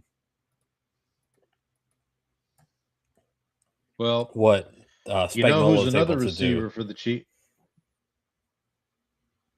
You know who's another receiver for the Chiefs is your guy, Xavier Worthy from UT. Can't forget about him. Can't forget about him. Okay, let's move on to the Los Angeles Chargers, who finished 11-6 last year. Lost in the AFC wild card to who did they lose to? The Texans, didn't they? Who did the Chargers lose to last year? Was it Wasn't the it- Texans? Wasn't it Houston? Yeah, that's right. That's right. Yeah, that's right. That's right. I believe you're right. Yeah, Yeah, that's right. yeah that's right. Over under 9.5 for the Chargers. Juice on the Under? over. No, you're killing it. You're not. You're getting killed this week. Yeah. My rods and cones are all screwed up. Minus 140 on over 9.5 right now. Keep so- going. I'll be right go ahead. back. Okay, yeah. While I'll camp while you take a break. So for the Chargers, just give me 1 second, boys and girls. I'll mention the change at offensive coordinator. Mike McDaniel in, Greg Roman out. Let's see. Yep, new defensive coordinator as well. Chris O'Leary replacing Jesse Minter, who is now the head coach with the Baltimore Ravens. Couple signings here. They re-signed Trey Lance as the backup quarterback. They also they also signed David Njoku from the Browns. This might be a sneaky good pickup. They re-signed Saints legend Trevor Penning, who they acquired via trade last year. They signed Tyler Biadasz, who is already injured, and I believe he might be out for a significant amount of time. He might even be out. Let me pull this up. Copy. Let me pull. Take a look at his status. Yep, he is. His season is over. He had a knee injury, I believe. So, uh, Biadish, Biadish, yeah. So, oh, he was a Cowboy legend. So I'll bring it up to Brandon when he comes back. But he was with the Commanders last year, signed with the Chargers in the offseason, but unfortunately, season-ending knee injury. So, who else we got? Khalil Mack's back. Derwin James got a big extension. A couple players they lost: Najee Harris, Hassan Haskins, Keenan Allen. Who else? Mekhi Becton, who's still out there, which is kind of surprising, but nevertheless, in the draft, they got the other Miami edge rusher, so not Reuben Bain, who's with the Tampa Bay Buccaneers, but Hakeem Mesidor. They did get Jake Slater from Florida, who probably is going to start move in for Biadasz now that he's injured at center. Let me take a look at their depth chart here. Yeah, Jake Slater is second in line, next up. And then after him is Jacob Spommer. Their offensive line right now is Rashawn Slater and Joe Alt are the tackles. Obviously, they were both injured last year, so full year of healthy Rashawn Slater and Joe Alt should help the Chargers. They also have Cole Strange at one of the guards, and the other guard Trey Pickens, and then obviously the injury to Biadasz at center. I'm just looking here. Their schedule. So we talked about AFC East, NFC West. They have a second place schedule. So that means Ravens, Bills, Bucks. So, not a cakewalk, I would say, for the Chargers. My concern for the Chargers is, does the McDaniel experiment work? And if it doesn't, what next? Because Herbert's getting to a point where we kind of need to see something in a playoff perspective, from a playoff perspective. Obviously, they've gotten to the playoffs, but it, blew the big lead to Jacksonville. Obviously, that was pre-Harbaugh. Got there last year, didn't win. To me, the key for them, one of the big keys for them this year, is going to be Omarion Hampton. And does Omarion Hampton kind of take some of that pressure off of Herbert with the running game? From a receiver perspective, you have Quentin Johnson, Trey Harris, Lad McConkey. Tight end, you have Aronde Gatson. Obviously, Njoku, who they signed from Cleveland. On paper, this offense should be pretty good. I'm just curious to see what McDaniel does with them. Obviously McDaniel's in Miami had to, maybe he'll now having being broken free of the Tua situation, maybe he'll get back to kind of dialing things up a little bit. Defensively, I mean, we talked about Khalil Mack, Denzel Perryman still there. You got Derwin James on the back end. They have Dicker the kicker, who can prove to be a weapon at times. So I I know a lot of people are high on the Chargers, but I got to see it.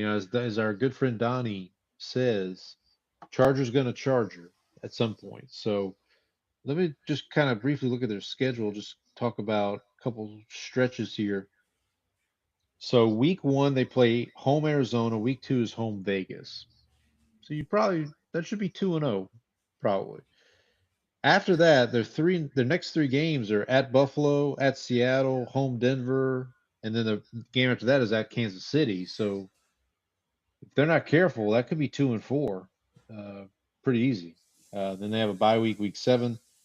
After the bye week, they have a game in Los Angeles against the Rams. So I guess they're crosstown rivals. Then they come home and play Houston. They're at Baltimore. So so from weeks 3 to 10, that's a pretty tough stretch. Those 8 games there with a bye week thrown in. So I guess 7 games. Then after that, the schedule kind of levels up or tapers back a little bit.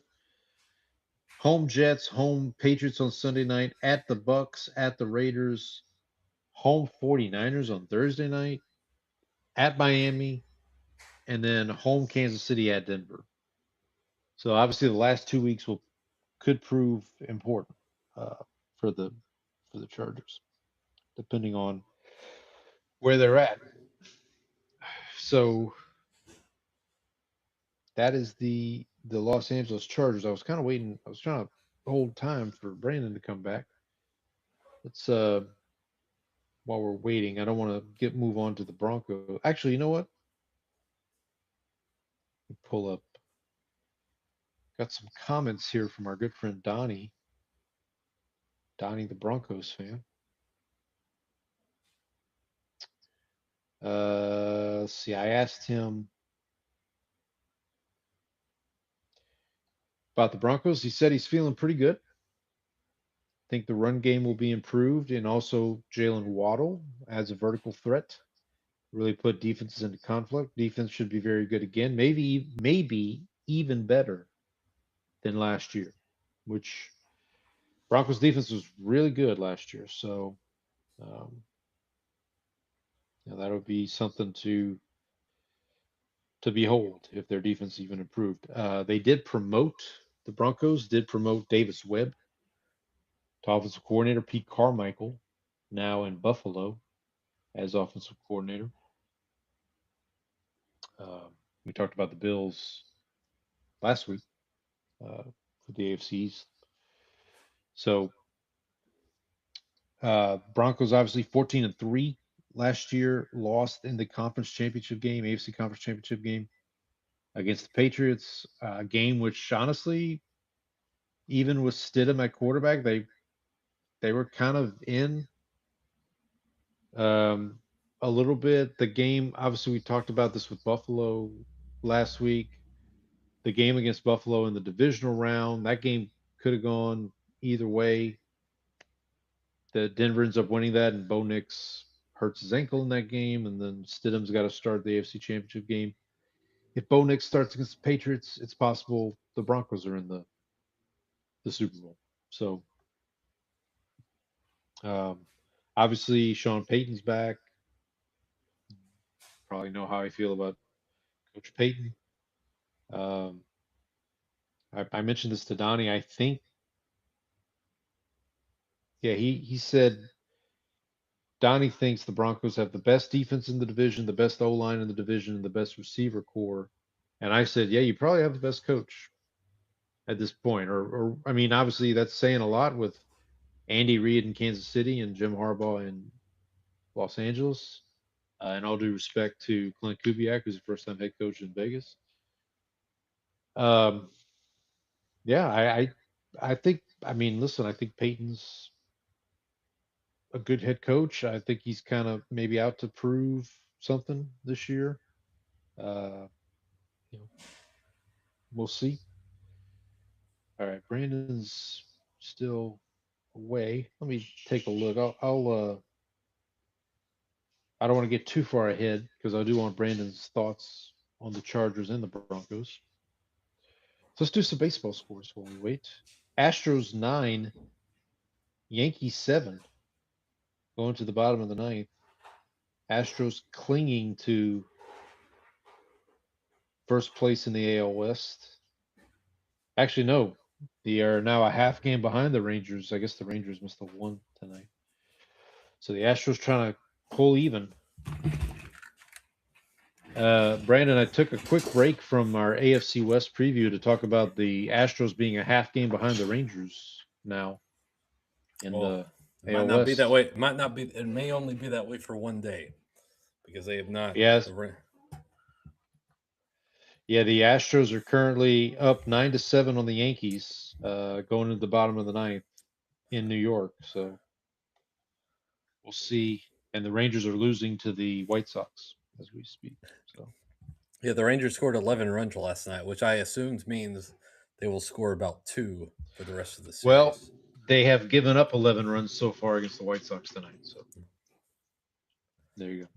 I got through the Chargers. Brandon, did you have any thoughts on the Chargers? we'll Big, see how big picture thoughts. I think the question will be like, how does their defensive coordinator do? Yeah, Or in place of the Jesse Minter. Jesse Minter, who took over the Ravens this year.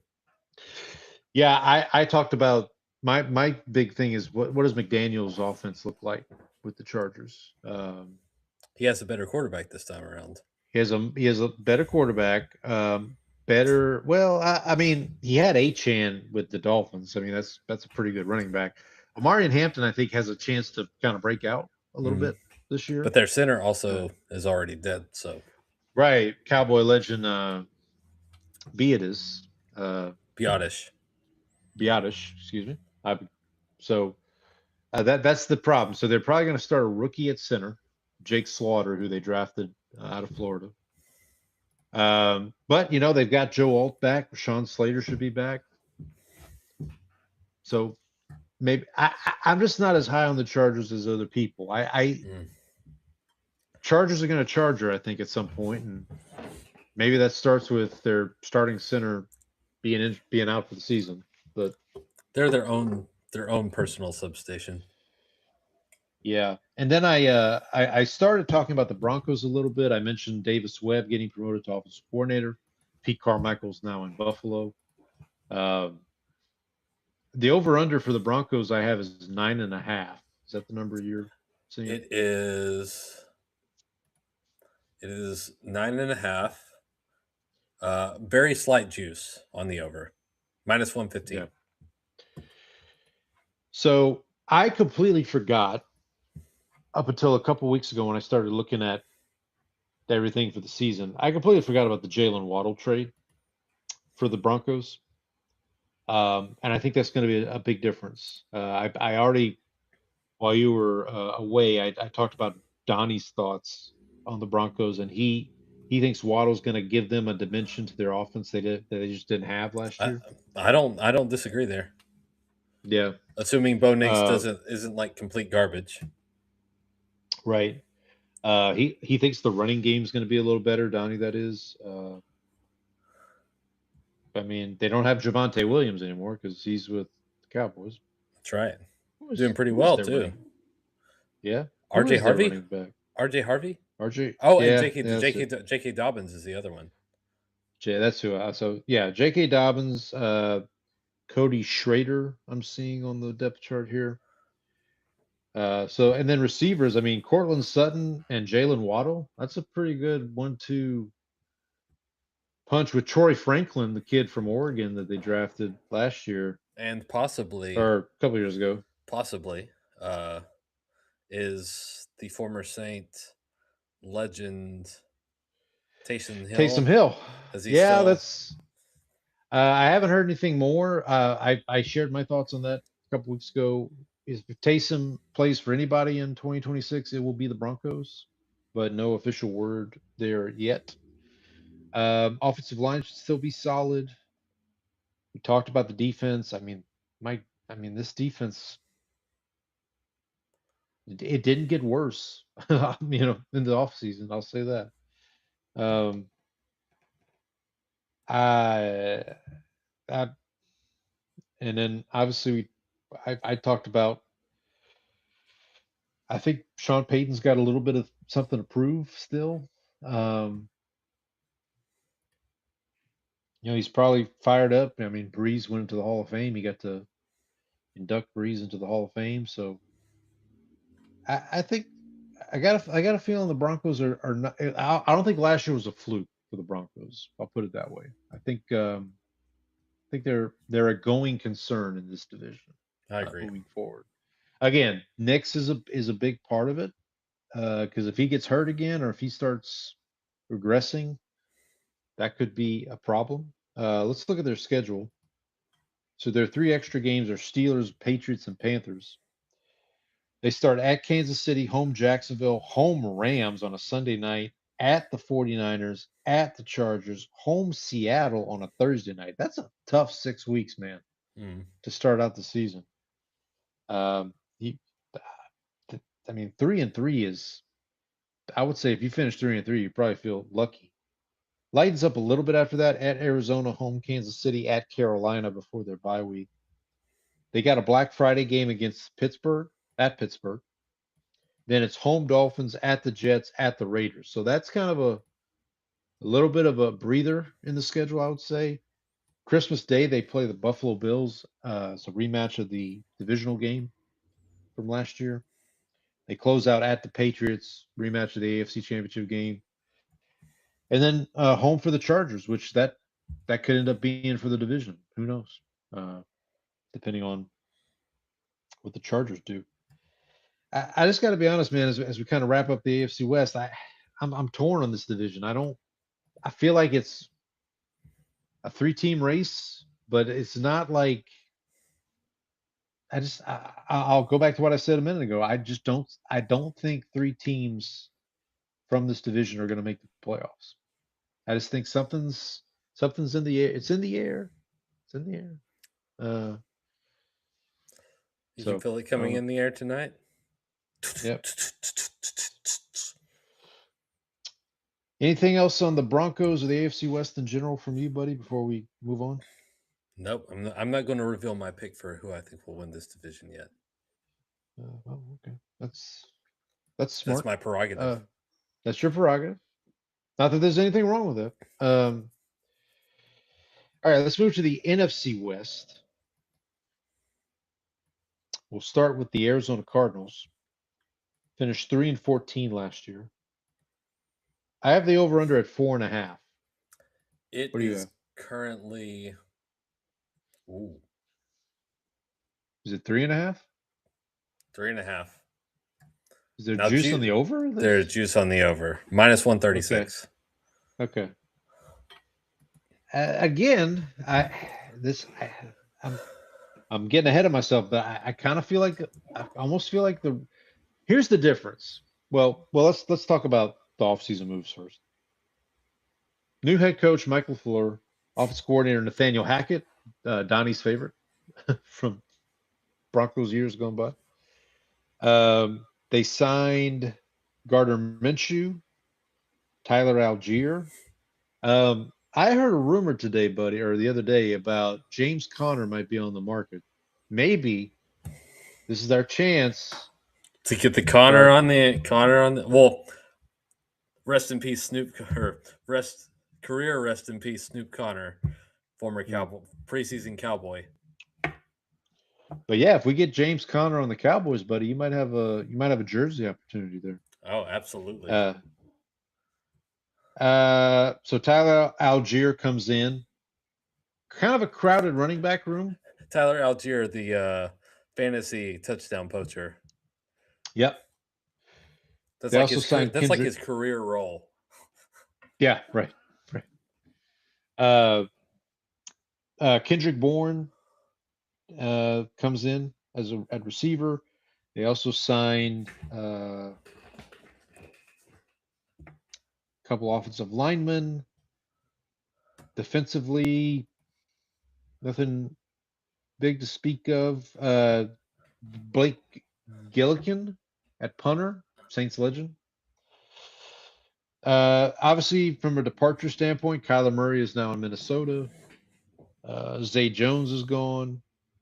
A couple other departures there. Draft wise, they drafted Jeremiah Love, who has already got an ankle sprain. They've shut him down for the rest of the preseason. He should be ready for week 1, but we'll see what happens. That's why I'm saying a crowded running back room. Connor, Algier, and Jeremiah Love.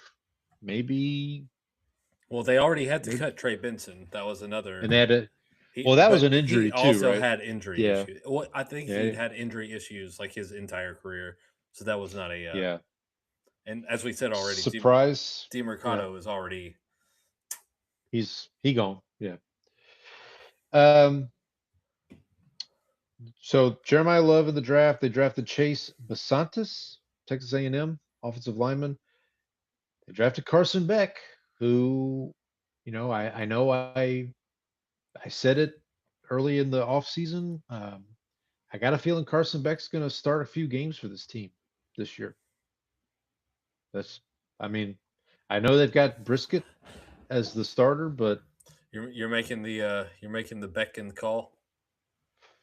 Look, like what are you like? Is Jacoby Brissett going to get you to the playoffs? Like, what are you doing? Like, why not give it a shot if you think Beck can play? Because here's the thing: best case scenario, Beck's good. But Beck is serviceable. He does have some pretty good songs. 2 turntables and a microphone. Obviously, Loser baby. Yeah. Yeah. Speaking of the Cardinals. But if Beck is serviceable and you still only win like 3 games, but you're to the point where like you don't have to get a quarterback next year, you can use that top pick as like ransom, or you can use it on a Jeremiah Smith out of Ohio State or something, something like that. Like, well, their last draft pick of a Ohio State wide receiver worked out so well for them. So that's true. You got to figure they want to go back to that well. It's been a rough go for Marvin Harrison, but maybe they'll turn it around this year. All right, let's look at their schedule. NFC West plays the NFC East and the AFC West. The Cardinals, by virtue of finishing in last place, their extra 3 games, are Lions, Saints, and Jets. They start the season at the Chargers, home Seattle, at the 49ers. So I don't think Carson Beck's going to start the season because you just don't throw him. I don't think you throw him to the Lions like that, or to the Chargers, as it were. They go at the Giants, home Lions, at the Rams, home Broncos. They have a Week 8 game at Dallas. Cardinals always play Dallas tough, though. If I recall. They do. Yeah. It's annoying. You know how you always have like teams that like no matter how good you are and how much they suck, like even outside of divisional rivalries, there's always that one team that's like, we may be awesome and they may be like 1-7, but I still don't feel good going against that team. That's the Cardinals. Yeah. No, I get you. I think the Saints are one of those teams too, to be honest. For the Cowboys? Cowboys, yeah. The Lions, another one. So the Cardinals, starting in okay, let me go back through this. At Chargers, home Seattle, at San Francisco, at Giants, home Lions. Like, stop me when I get to a win. Like, at Rams, home Denver, at Dallas, at Seattle. Well, at Dallas, there. Home Rams, at Kansas City, home Commanders, home Philadelphia. Home Commanders, home Philadelphia. So you're looking at, in the first 13 games, you're looking at maybe 2 wins. Maybe. So So I think their offense may be a little more fun than people expect, and I think that may I buy think so them too. a couple of Yeah. like just upset victories. And I think that's why I kind of think the Dolphins, because I think the Cardinals have a few weapons, and their coach is offensively minded, whereas the Dolphins have Bupkis Nothing. and Yeah. their coach is a defensive guy. And like, do you think who isn't their offensive coordinator like the guy from the Texans who we like? Bobby Slowick. Yeah. No, thank you. So that is why I have taken a position on Kalshi of Dolphins to have the worst regular season record. No, Paying I out- agree with you. Paying out at 4-1, by the way. I agree with you. I don't think that's a bad bet. And again, I kind of look at the Cardinals like I look at the Browns, like I look at the Raiders. Like I just don't think they're going to be an easy team to roll over. Now, again, we just went through their schedule. It's not easy. Like it's maybe one of the tough. I think it is the toughest schedule in football, Probably so. based on preseason rankings or whatever. But yeah, I definitely feel better about the Cardinals than I do the Dolphins at this point. All right, let's move on to the San Francisco 49ers, another one of your favorite teams. 12-5 last year, lost in the divisional round. Beat the Eagles, though. Beat the Eagles, but they lost in the divisional round to the Seahawks. Over under for the 49ers, 10.5. Well, by the way, it's moved. Okay, what's the number? It is 9.5. Is the juice on the over or the? It is minus 146. Listen, They have there's bad. I think their there's- lead wide receiver now is expected to be Deshaun Stripling. So if you want to go to the strip club, Yeah, well, Good no, luck. well, yeah, because Mike Evans is hurt. They signed Mike Evans, but he's hurt. who could have imagined that Mike Evans would be our Mike Evans, who is like 50 years old in football years, by the way. There's just look, man. Sometimes teams just have bad vibes around them. This team's the vibes around the 49ers are like not great. They don't feel good. Like Shanahan has the car accident, which they kept a secret for like 2 weeks. Yes. Or like Brandon- that doesn't look great. Brandon Ayuk has gone insane. Yeah, Brandon Ayuk's like they're like not now, Brandon. We can't deal with you right now. I mean, they're load managing Christian McCaffrey at this point. Like, there's the whole substation thing. It's a mess, man. Like, but here's Their the thing. owner, as we mentioned, was arrested. Oh, well, yeah. By the way, that too. Yeah, I forgot about that. How could you forget? We had a whole segment on it. We had a whole segment about it. I forgot about it. I mean, but the thing is like, would it shock me if the 49ers won 10 games? Not really. Just because like stuff like that just happens. I don't know, man. I don't know what to think about this team. You mentioned Stripling's probably their number one receiver at this point. They did bring Dre Greenlaw back. They acquired in a trade Osa Odighizuwa. Your guy? Odighizuwa. I will say though, with that pick, they did draft Jason Barham, who is the savior of our linebacker position. So There you go. Trent Williams got a new deal, but I think he's hurt now too. Or did I see? I think he's something like- another substation victim. Man, my gosh, man. That's just I don't know. I don't know what to think about them. Their schedule: NFC East, AFC West, Vikings, Falcons, and Dolphins. So again, they kind of luck out with the Falcons and the Dolphins. They got the two Tua teams. They got the 2-2. Yeah. Current and former. So here's their first 6. Okay, their first 7 weeks. Their bye week is week 8.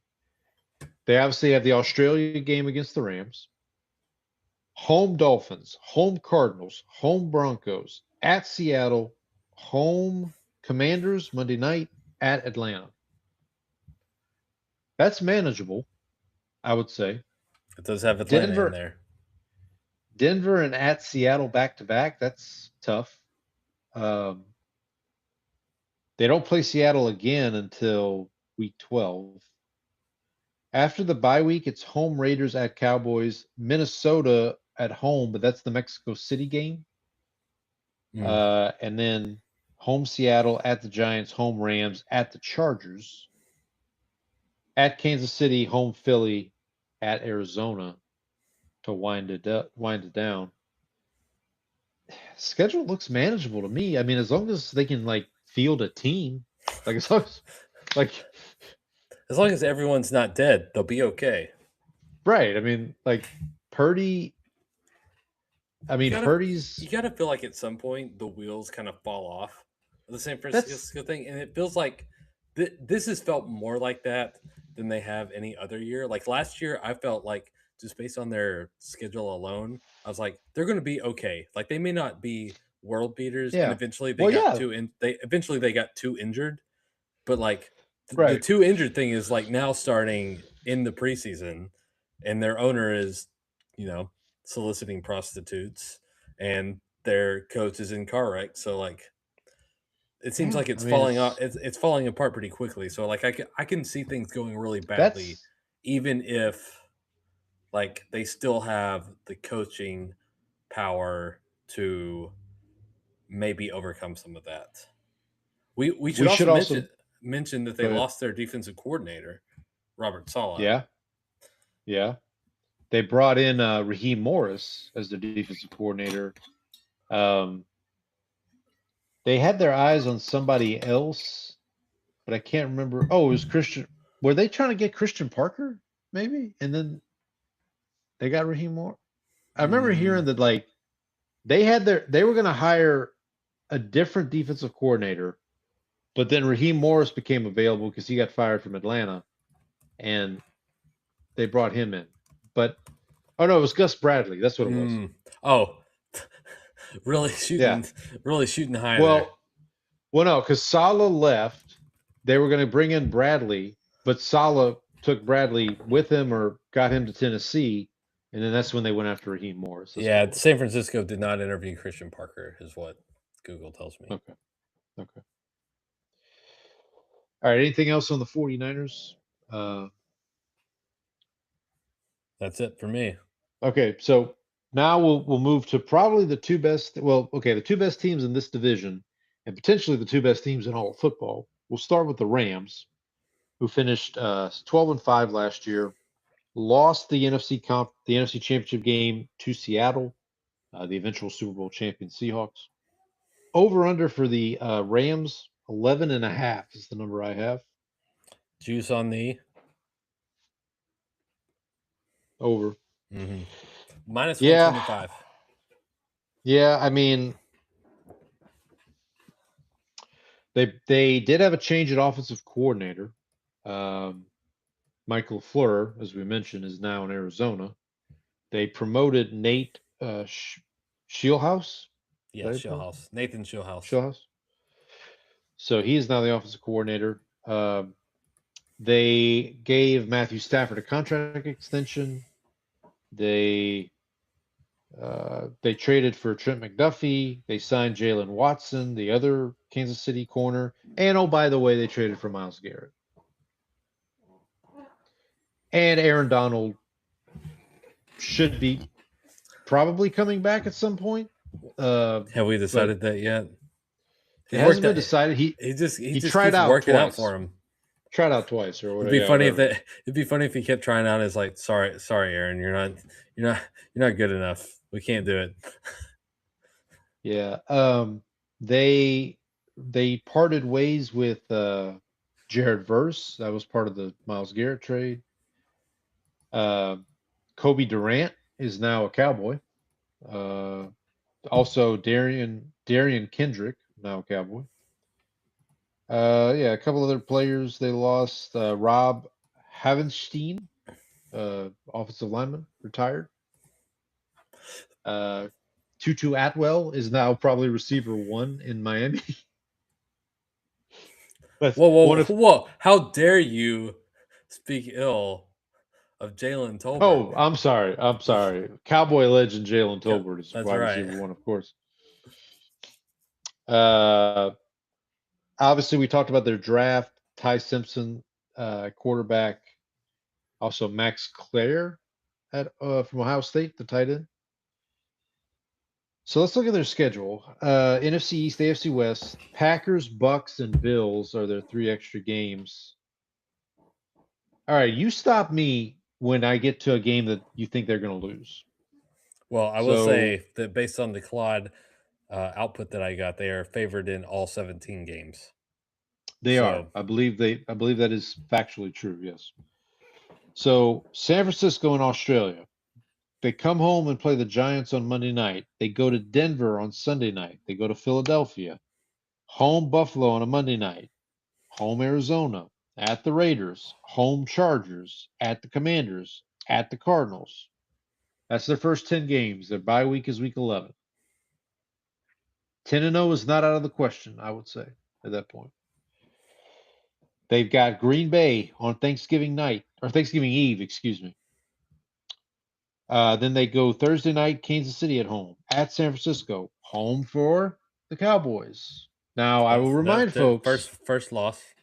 I will remind folks, the Cowboys once upon a time played an undefeated team on the road. With a defensive end coming off a serious neck injury where he had to be carted off the field. Not that will. Hopefully, that's not happening this year. But they ended up winning that game. So I'll just remind folks of that. How great would that be? Rams are what? 13-0, 12-0 before that game or whatever it is. Oh man, so close to the 13-0 because that's what the Saints No, were. it would be 13-0. It would be 13-0. I'm sorry. It would be. There you go. There you go, buddy. And then they play Seattle. The Rams play Seattle twice in the last 3 weeks with a visit to Tampa sandwiched in between. They're at Seattle on Christmas, at Tampa the next week, home Seattle week 18, which have we had the same 2 teams play game 272 or the last game of the year 2 years in a row? Because we might have that. I feel like it's happened before. It has to have happened before. I think so, but so the craziest thing to me about the Rams, a year ago at this time, we were talking about Matthew Stafford taking epidural shots just to stand up. And now he had an MVP season. He's basically, this sounds like it could be his last year. My guess is if they win the Super Bowl, he probably rides off into the sunset. If they don't, then he maybe comes back for one more year. But it would be funny if this is the year that after we had all this whole nonsense about his back and the Airstream and the whatever rebirth chamber that he was in. This is the year. We haven't had any of that this year, and then he falls apart 2 games in or something. Yeah. I don't think they're going 17-0. Let me be clear. But man, they're going to be favored in every game. I'm always a fan of the underdog. What's the funniest game that they could lose? What would their I guess it would be Arizona, right? Yes. Although that's a divisional game, so I feel like that one gets a little bit of a pass. So how about? But imagine this though. They start 5-0. They beat Buffalo on a Monday night at home. Arizona comes in the following week, week 6, home game, and they lose to Arizona. That would be hysterical, right? At the Raiders would be pretty funny too. Giants game would be pretty funny. Raiders, I guess.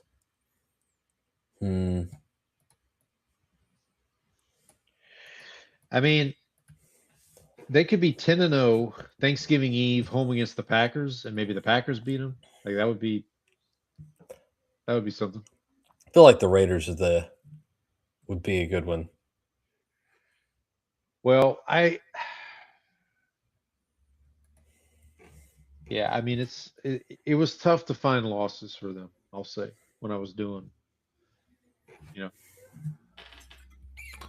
because that's what the season feels like. The season feels like there's really, really good teams.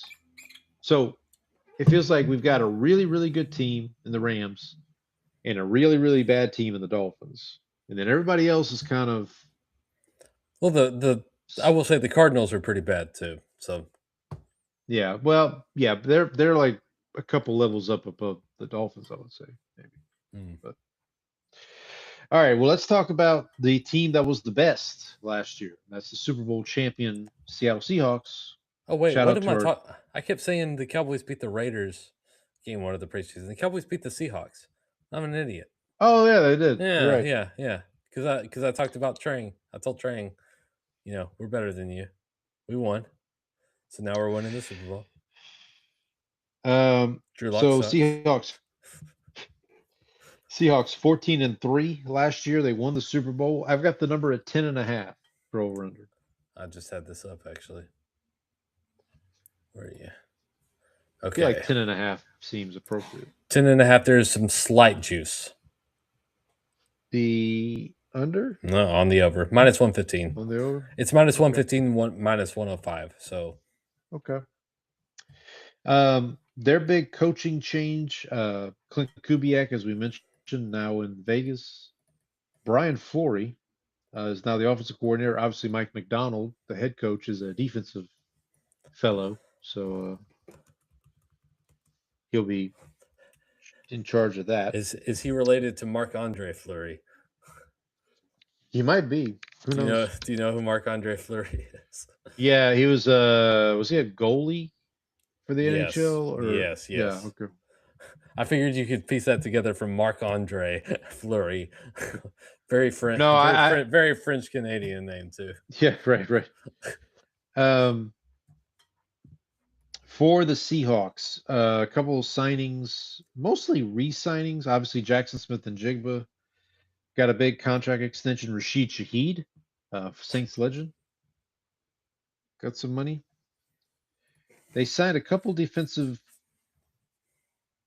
Well, they also pieces. lost one of their one of Trang's favorite players. They did. Oh, lose that's true. Tyreek, yeah, Tariq Tariq Woolen, Woolen. the Woolhead. They also lost. I mean, we mentioned Kenneth Walker going to Kansas City. So, and then Zach Charbonnet had a ACL, right? Didn't he tear his ACL in the Yes, NFC and Championship game? yeah, and then they lost Kenneth Walker to Kansas City. So that's going to be one of Right. the questions: is who is there?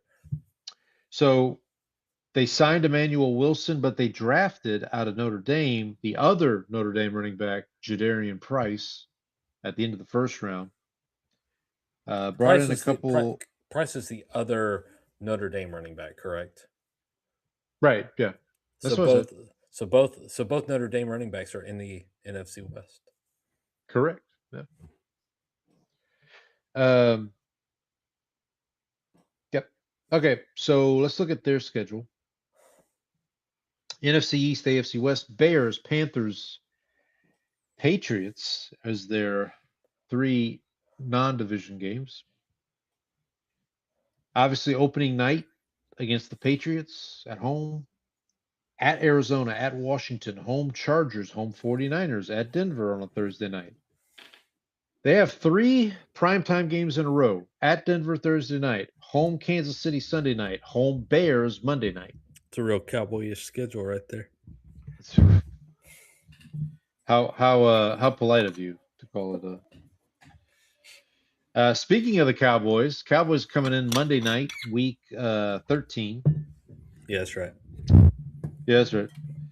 Then they, again, as we mentioned with the Rams, they play the Rams 2 out of the last 3 weeks, sandwiched in between that a trip to Carolina, which, say what you want about the Panthers, West Coast teams going to the going to East Coast, not always a guarantee for a win. So, I will say one of my favorite Cowboys regular season wins was going up to Seattle in 2014. Cowboys did Oh, yeah. knock off the I think they were the defending champs that year, I think. yeah, 2014. Yeah, that would be, because 2013 would have been the Legion of Boom. Yeah. Yeah. And so they went up there. Tony Romo completed a miracle pass to Terrence Williams, Baylor legend. Oh, there's a name. There's Yeah. a name. On 3rd and 17. DeMarco Murray had a big game in that one. That was the one where I felt like that team could actually compete with anybody. So they went into Seattle, beat them on their home turf. So we'll see if we can replicate that again. Take down the defending champs in Seattle. Yeah. At home. There you go, buddy. So there you go. So wait, the Cowboys, do they play the Rams and Seahawks back to back, or pretty close proximity to it each would other? be back to back because week 13 Dallas. Yeah. At home. Man, that's tough.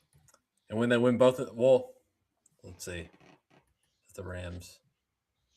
Oh, no, because it's week 13 and week 15. So they got a game in between.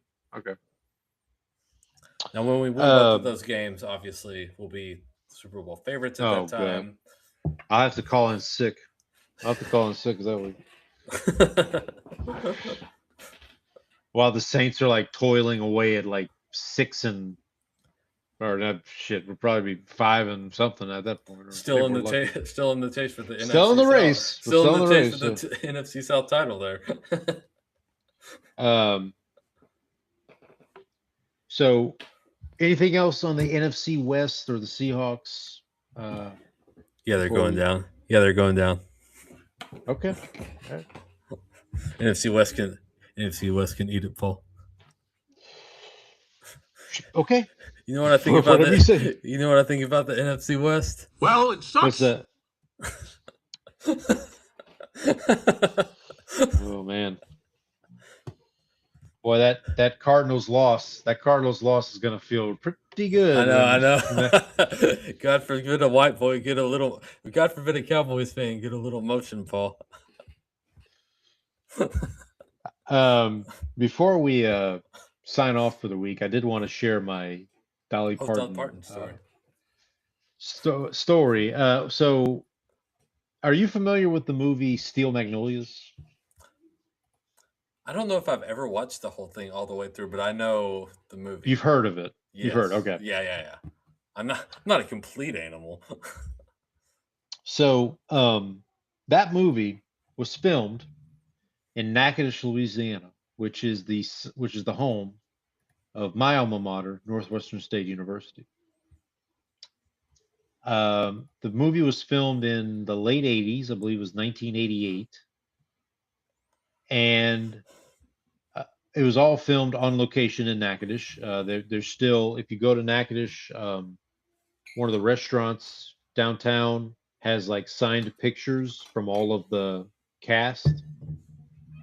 And my when I was in school at Northwestern State, the director of bands at the time, his name is Bill Brent. He was the director of bands in 1988 when the movie was being filmed. In fact, he actually got to be in the movie. He's in the wedding scene when they're dancing at the reception. You can see Bill Brent in that shot.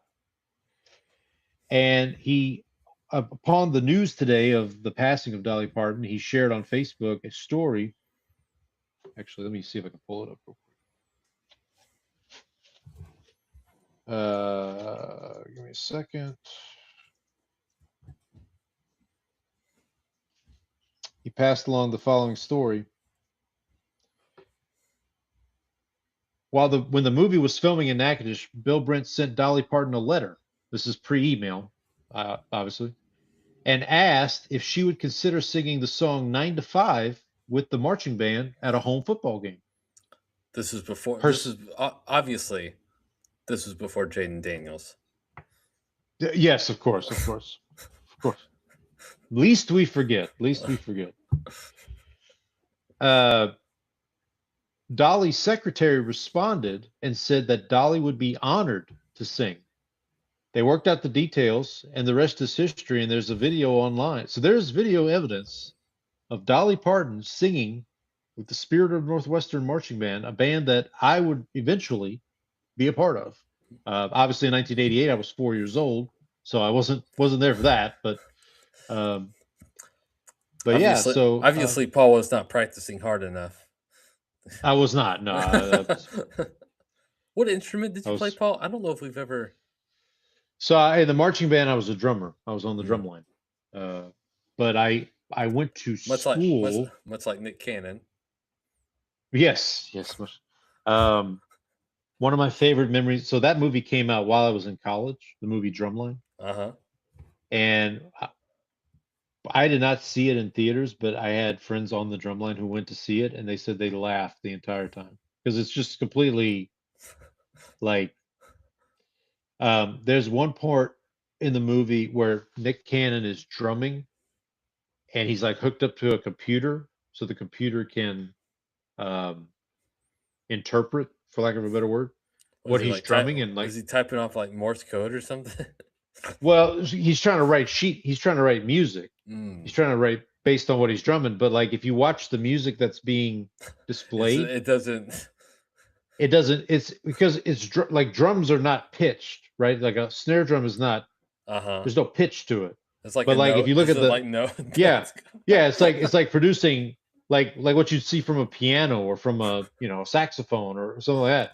It's like this makes no sense. That's like when I was in school. I don't remember if I was in high school or college, but the Wimbledon movie came out, and I saw them like practicing playing tennis. Like I played tennis in high school, and I was watching them, and I was like, "This is bad. Like they don't look. It doesn't look real."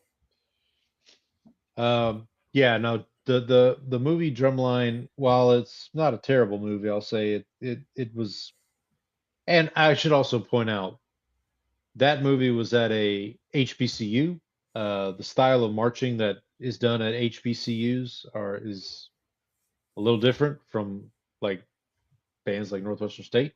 In fact, when I was in college, one year we played Jackson State University, which is an HBCU, and they brought their band, the Ocean of Soul. Or no, sorry, that's Texas Southern. Texas Southern's the Ocean of Soul. Jackson State is the Human Jukebox, I believe. No, that's Southern. That's Southern. Jackson State is like the boom of the South. They all look alike to you. All the bands look alike. Hey, whoa. Easy. Yeah, we called him the Terminator. I do remember Texas Southern, the Ocean of Soul. Sugar, not salt, but pepper.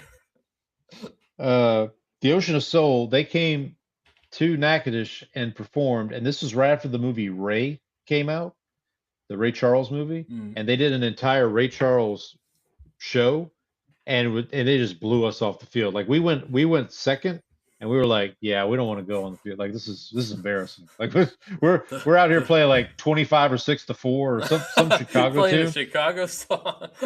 And they're playing like and they're just like blowing us off the field. It was something. But anyway, a salute to Dolly Parton. Just a legend. So our best wishes to her family. Hope they're finding some peace in this. Put her trying on Mount time. Rushmore. Yeah, honestly, absolutely. There's probably very few celebrities at this point that like everybody loves. Right. Dolly Parton felt like one of the people that like everybody agreed on. I mean, Trump put the flags at half-staff at the White House. Well, I saw somebody posted is like, we'll never see this again. It was a DSA, Democratic Socialists of America, side by side with Donald Trump, both of them praising Dolly Parton. That's how beloved she is. Yeah, she was one of a kind, for sure.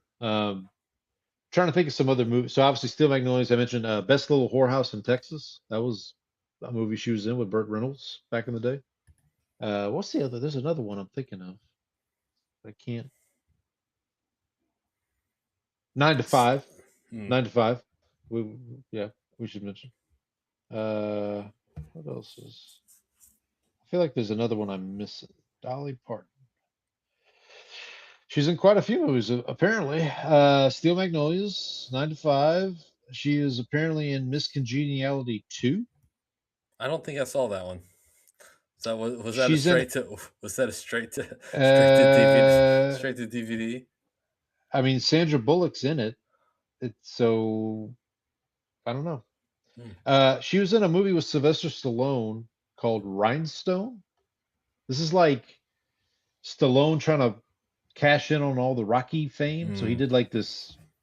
He did like this. I think it's a musical with, or like partially a musical.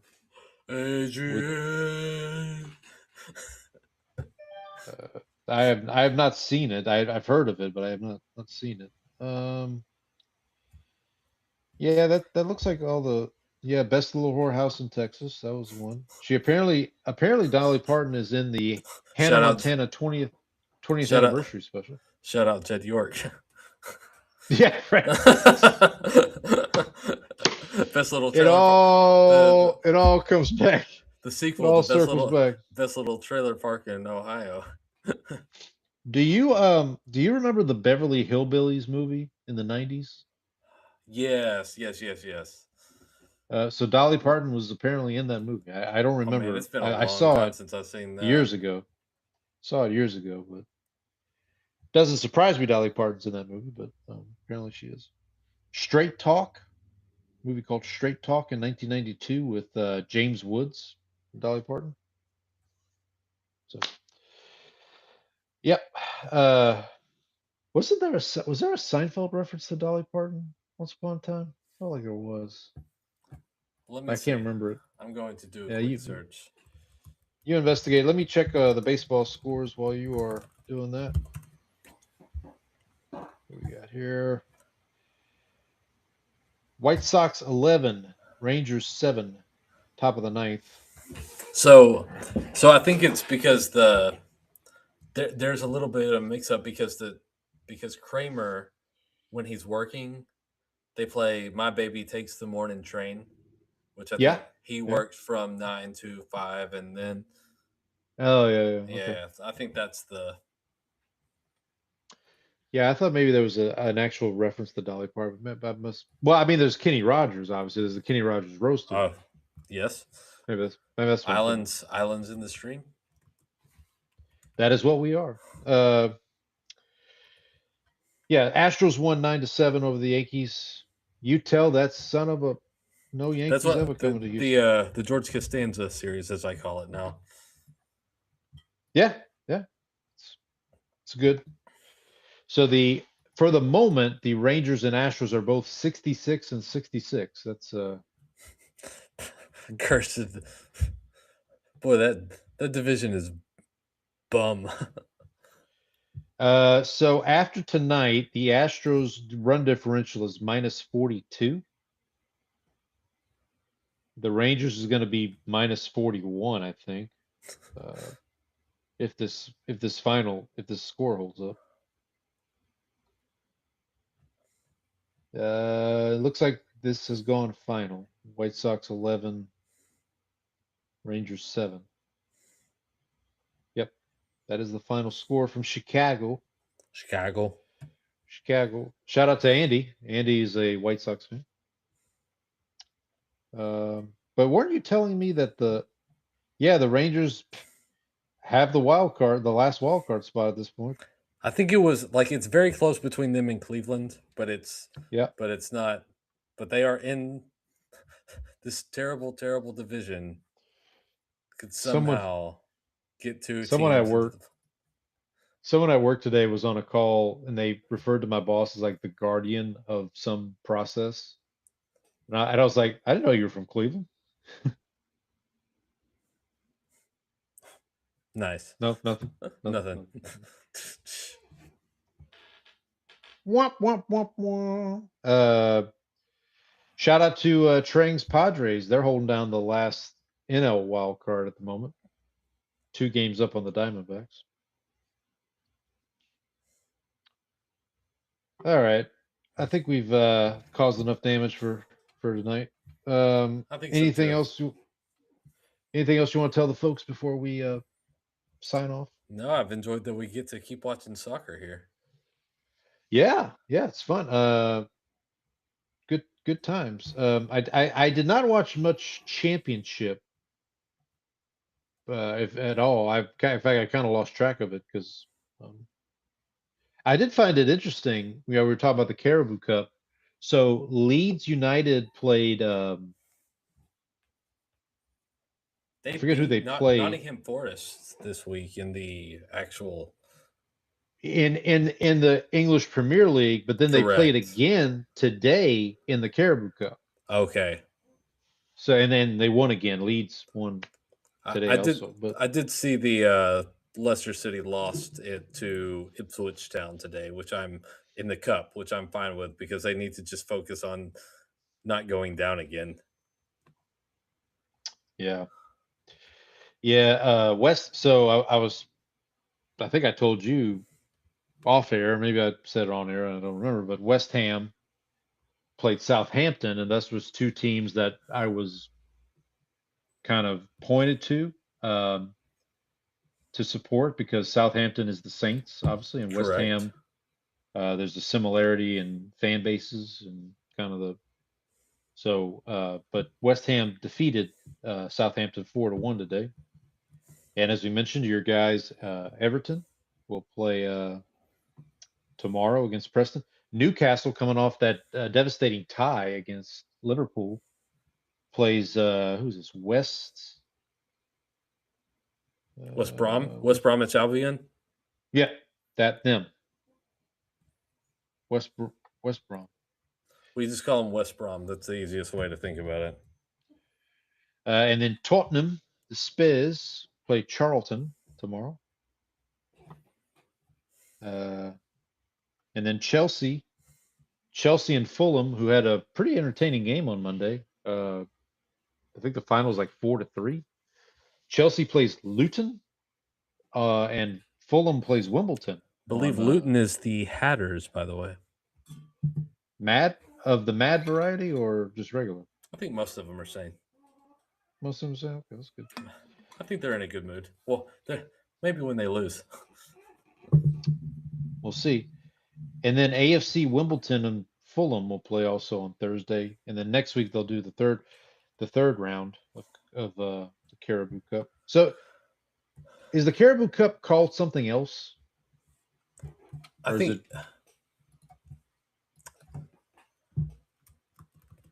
because that's one thing I've noticed with the European footballs. They got different names for the EFL Cup is the other name for it. Okay, that's what I saw.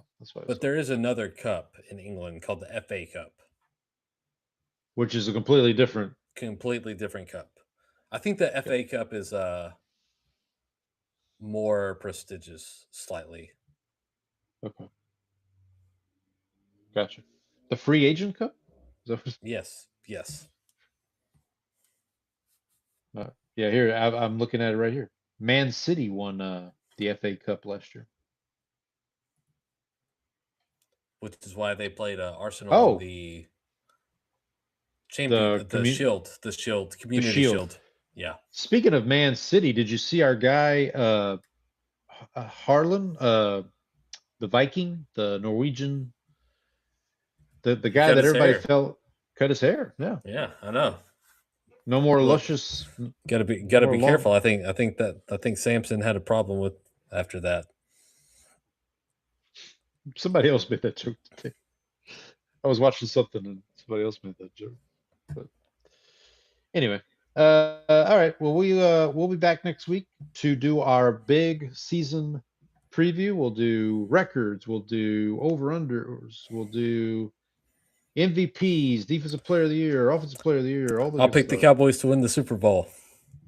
You'll pick the Cowboys to win the Super Bowl. I was going to threaten you to be nice to me, because if you weren't nice to me, I was going to pick the Cowboys and just Cowboys over the Bills. jinx the whole thing. Just like Liverpool, for right? you. Just like Liverpool, apparently. But yeah, so we'll be back next week. We'll do that.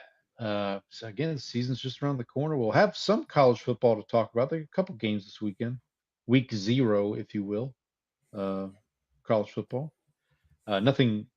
I think USC plays maybe Saturday. I think that's probably the biggest team playing this week. But Do we have an Ireland game this weekend? Is that this weekend?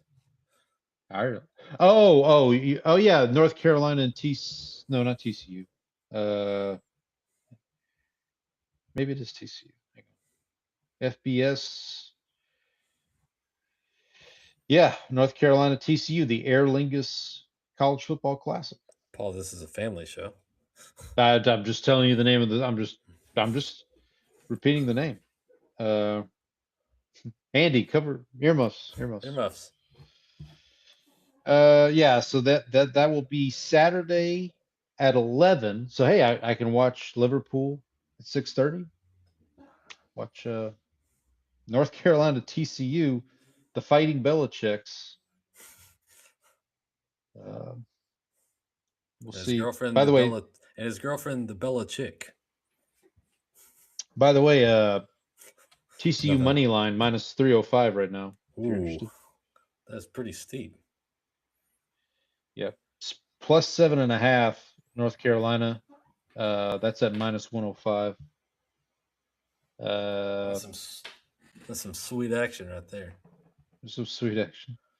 At minus 108, you have the over 47.5. So if you want to play some wagers, please gamble responsibly, folks. And don't listen to us. Don't take our picks. And don't take our advice. Don't take our. All right, we'll reconvene next week. We'll talk about some of that stuff. We'll see where we are baseball wise. That season winding down. I think our seasons are already wound down. Yeah, I'll tell you, it's gonna be really pathetic when the Astros and Rangers both sneak into the playoffs, and then like we have to give an extra weekend of fandom to that. But until next week, we'll see everybody next week. Hope everybody's having a good end of August. It'll be September when we speak to you next. So we'll see everybody then. Until then, happy football, European and American Yeah. Happy football. football.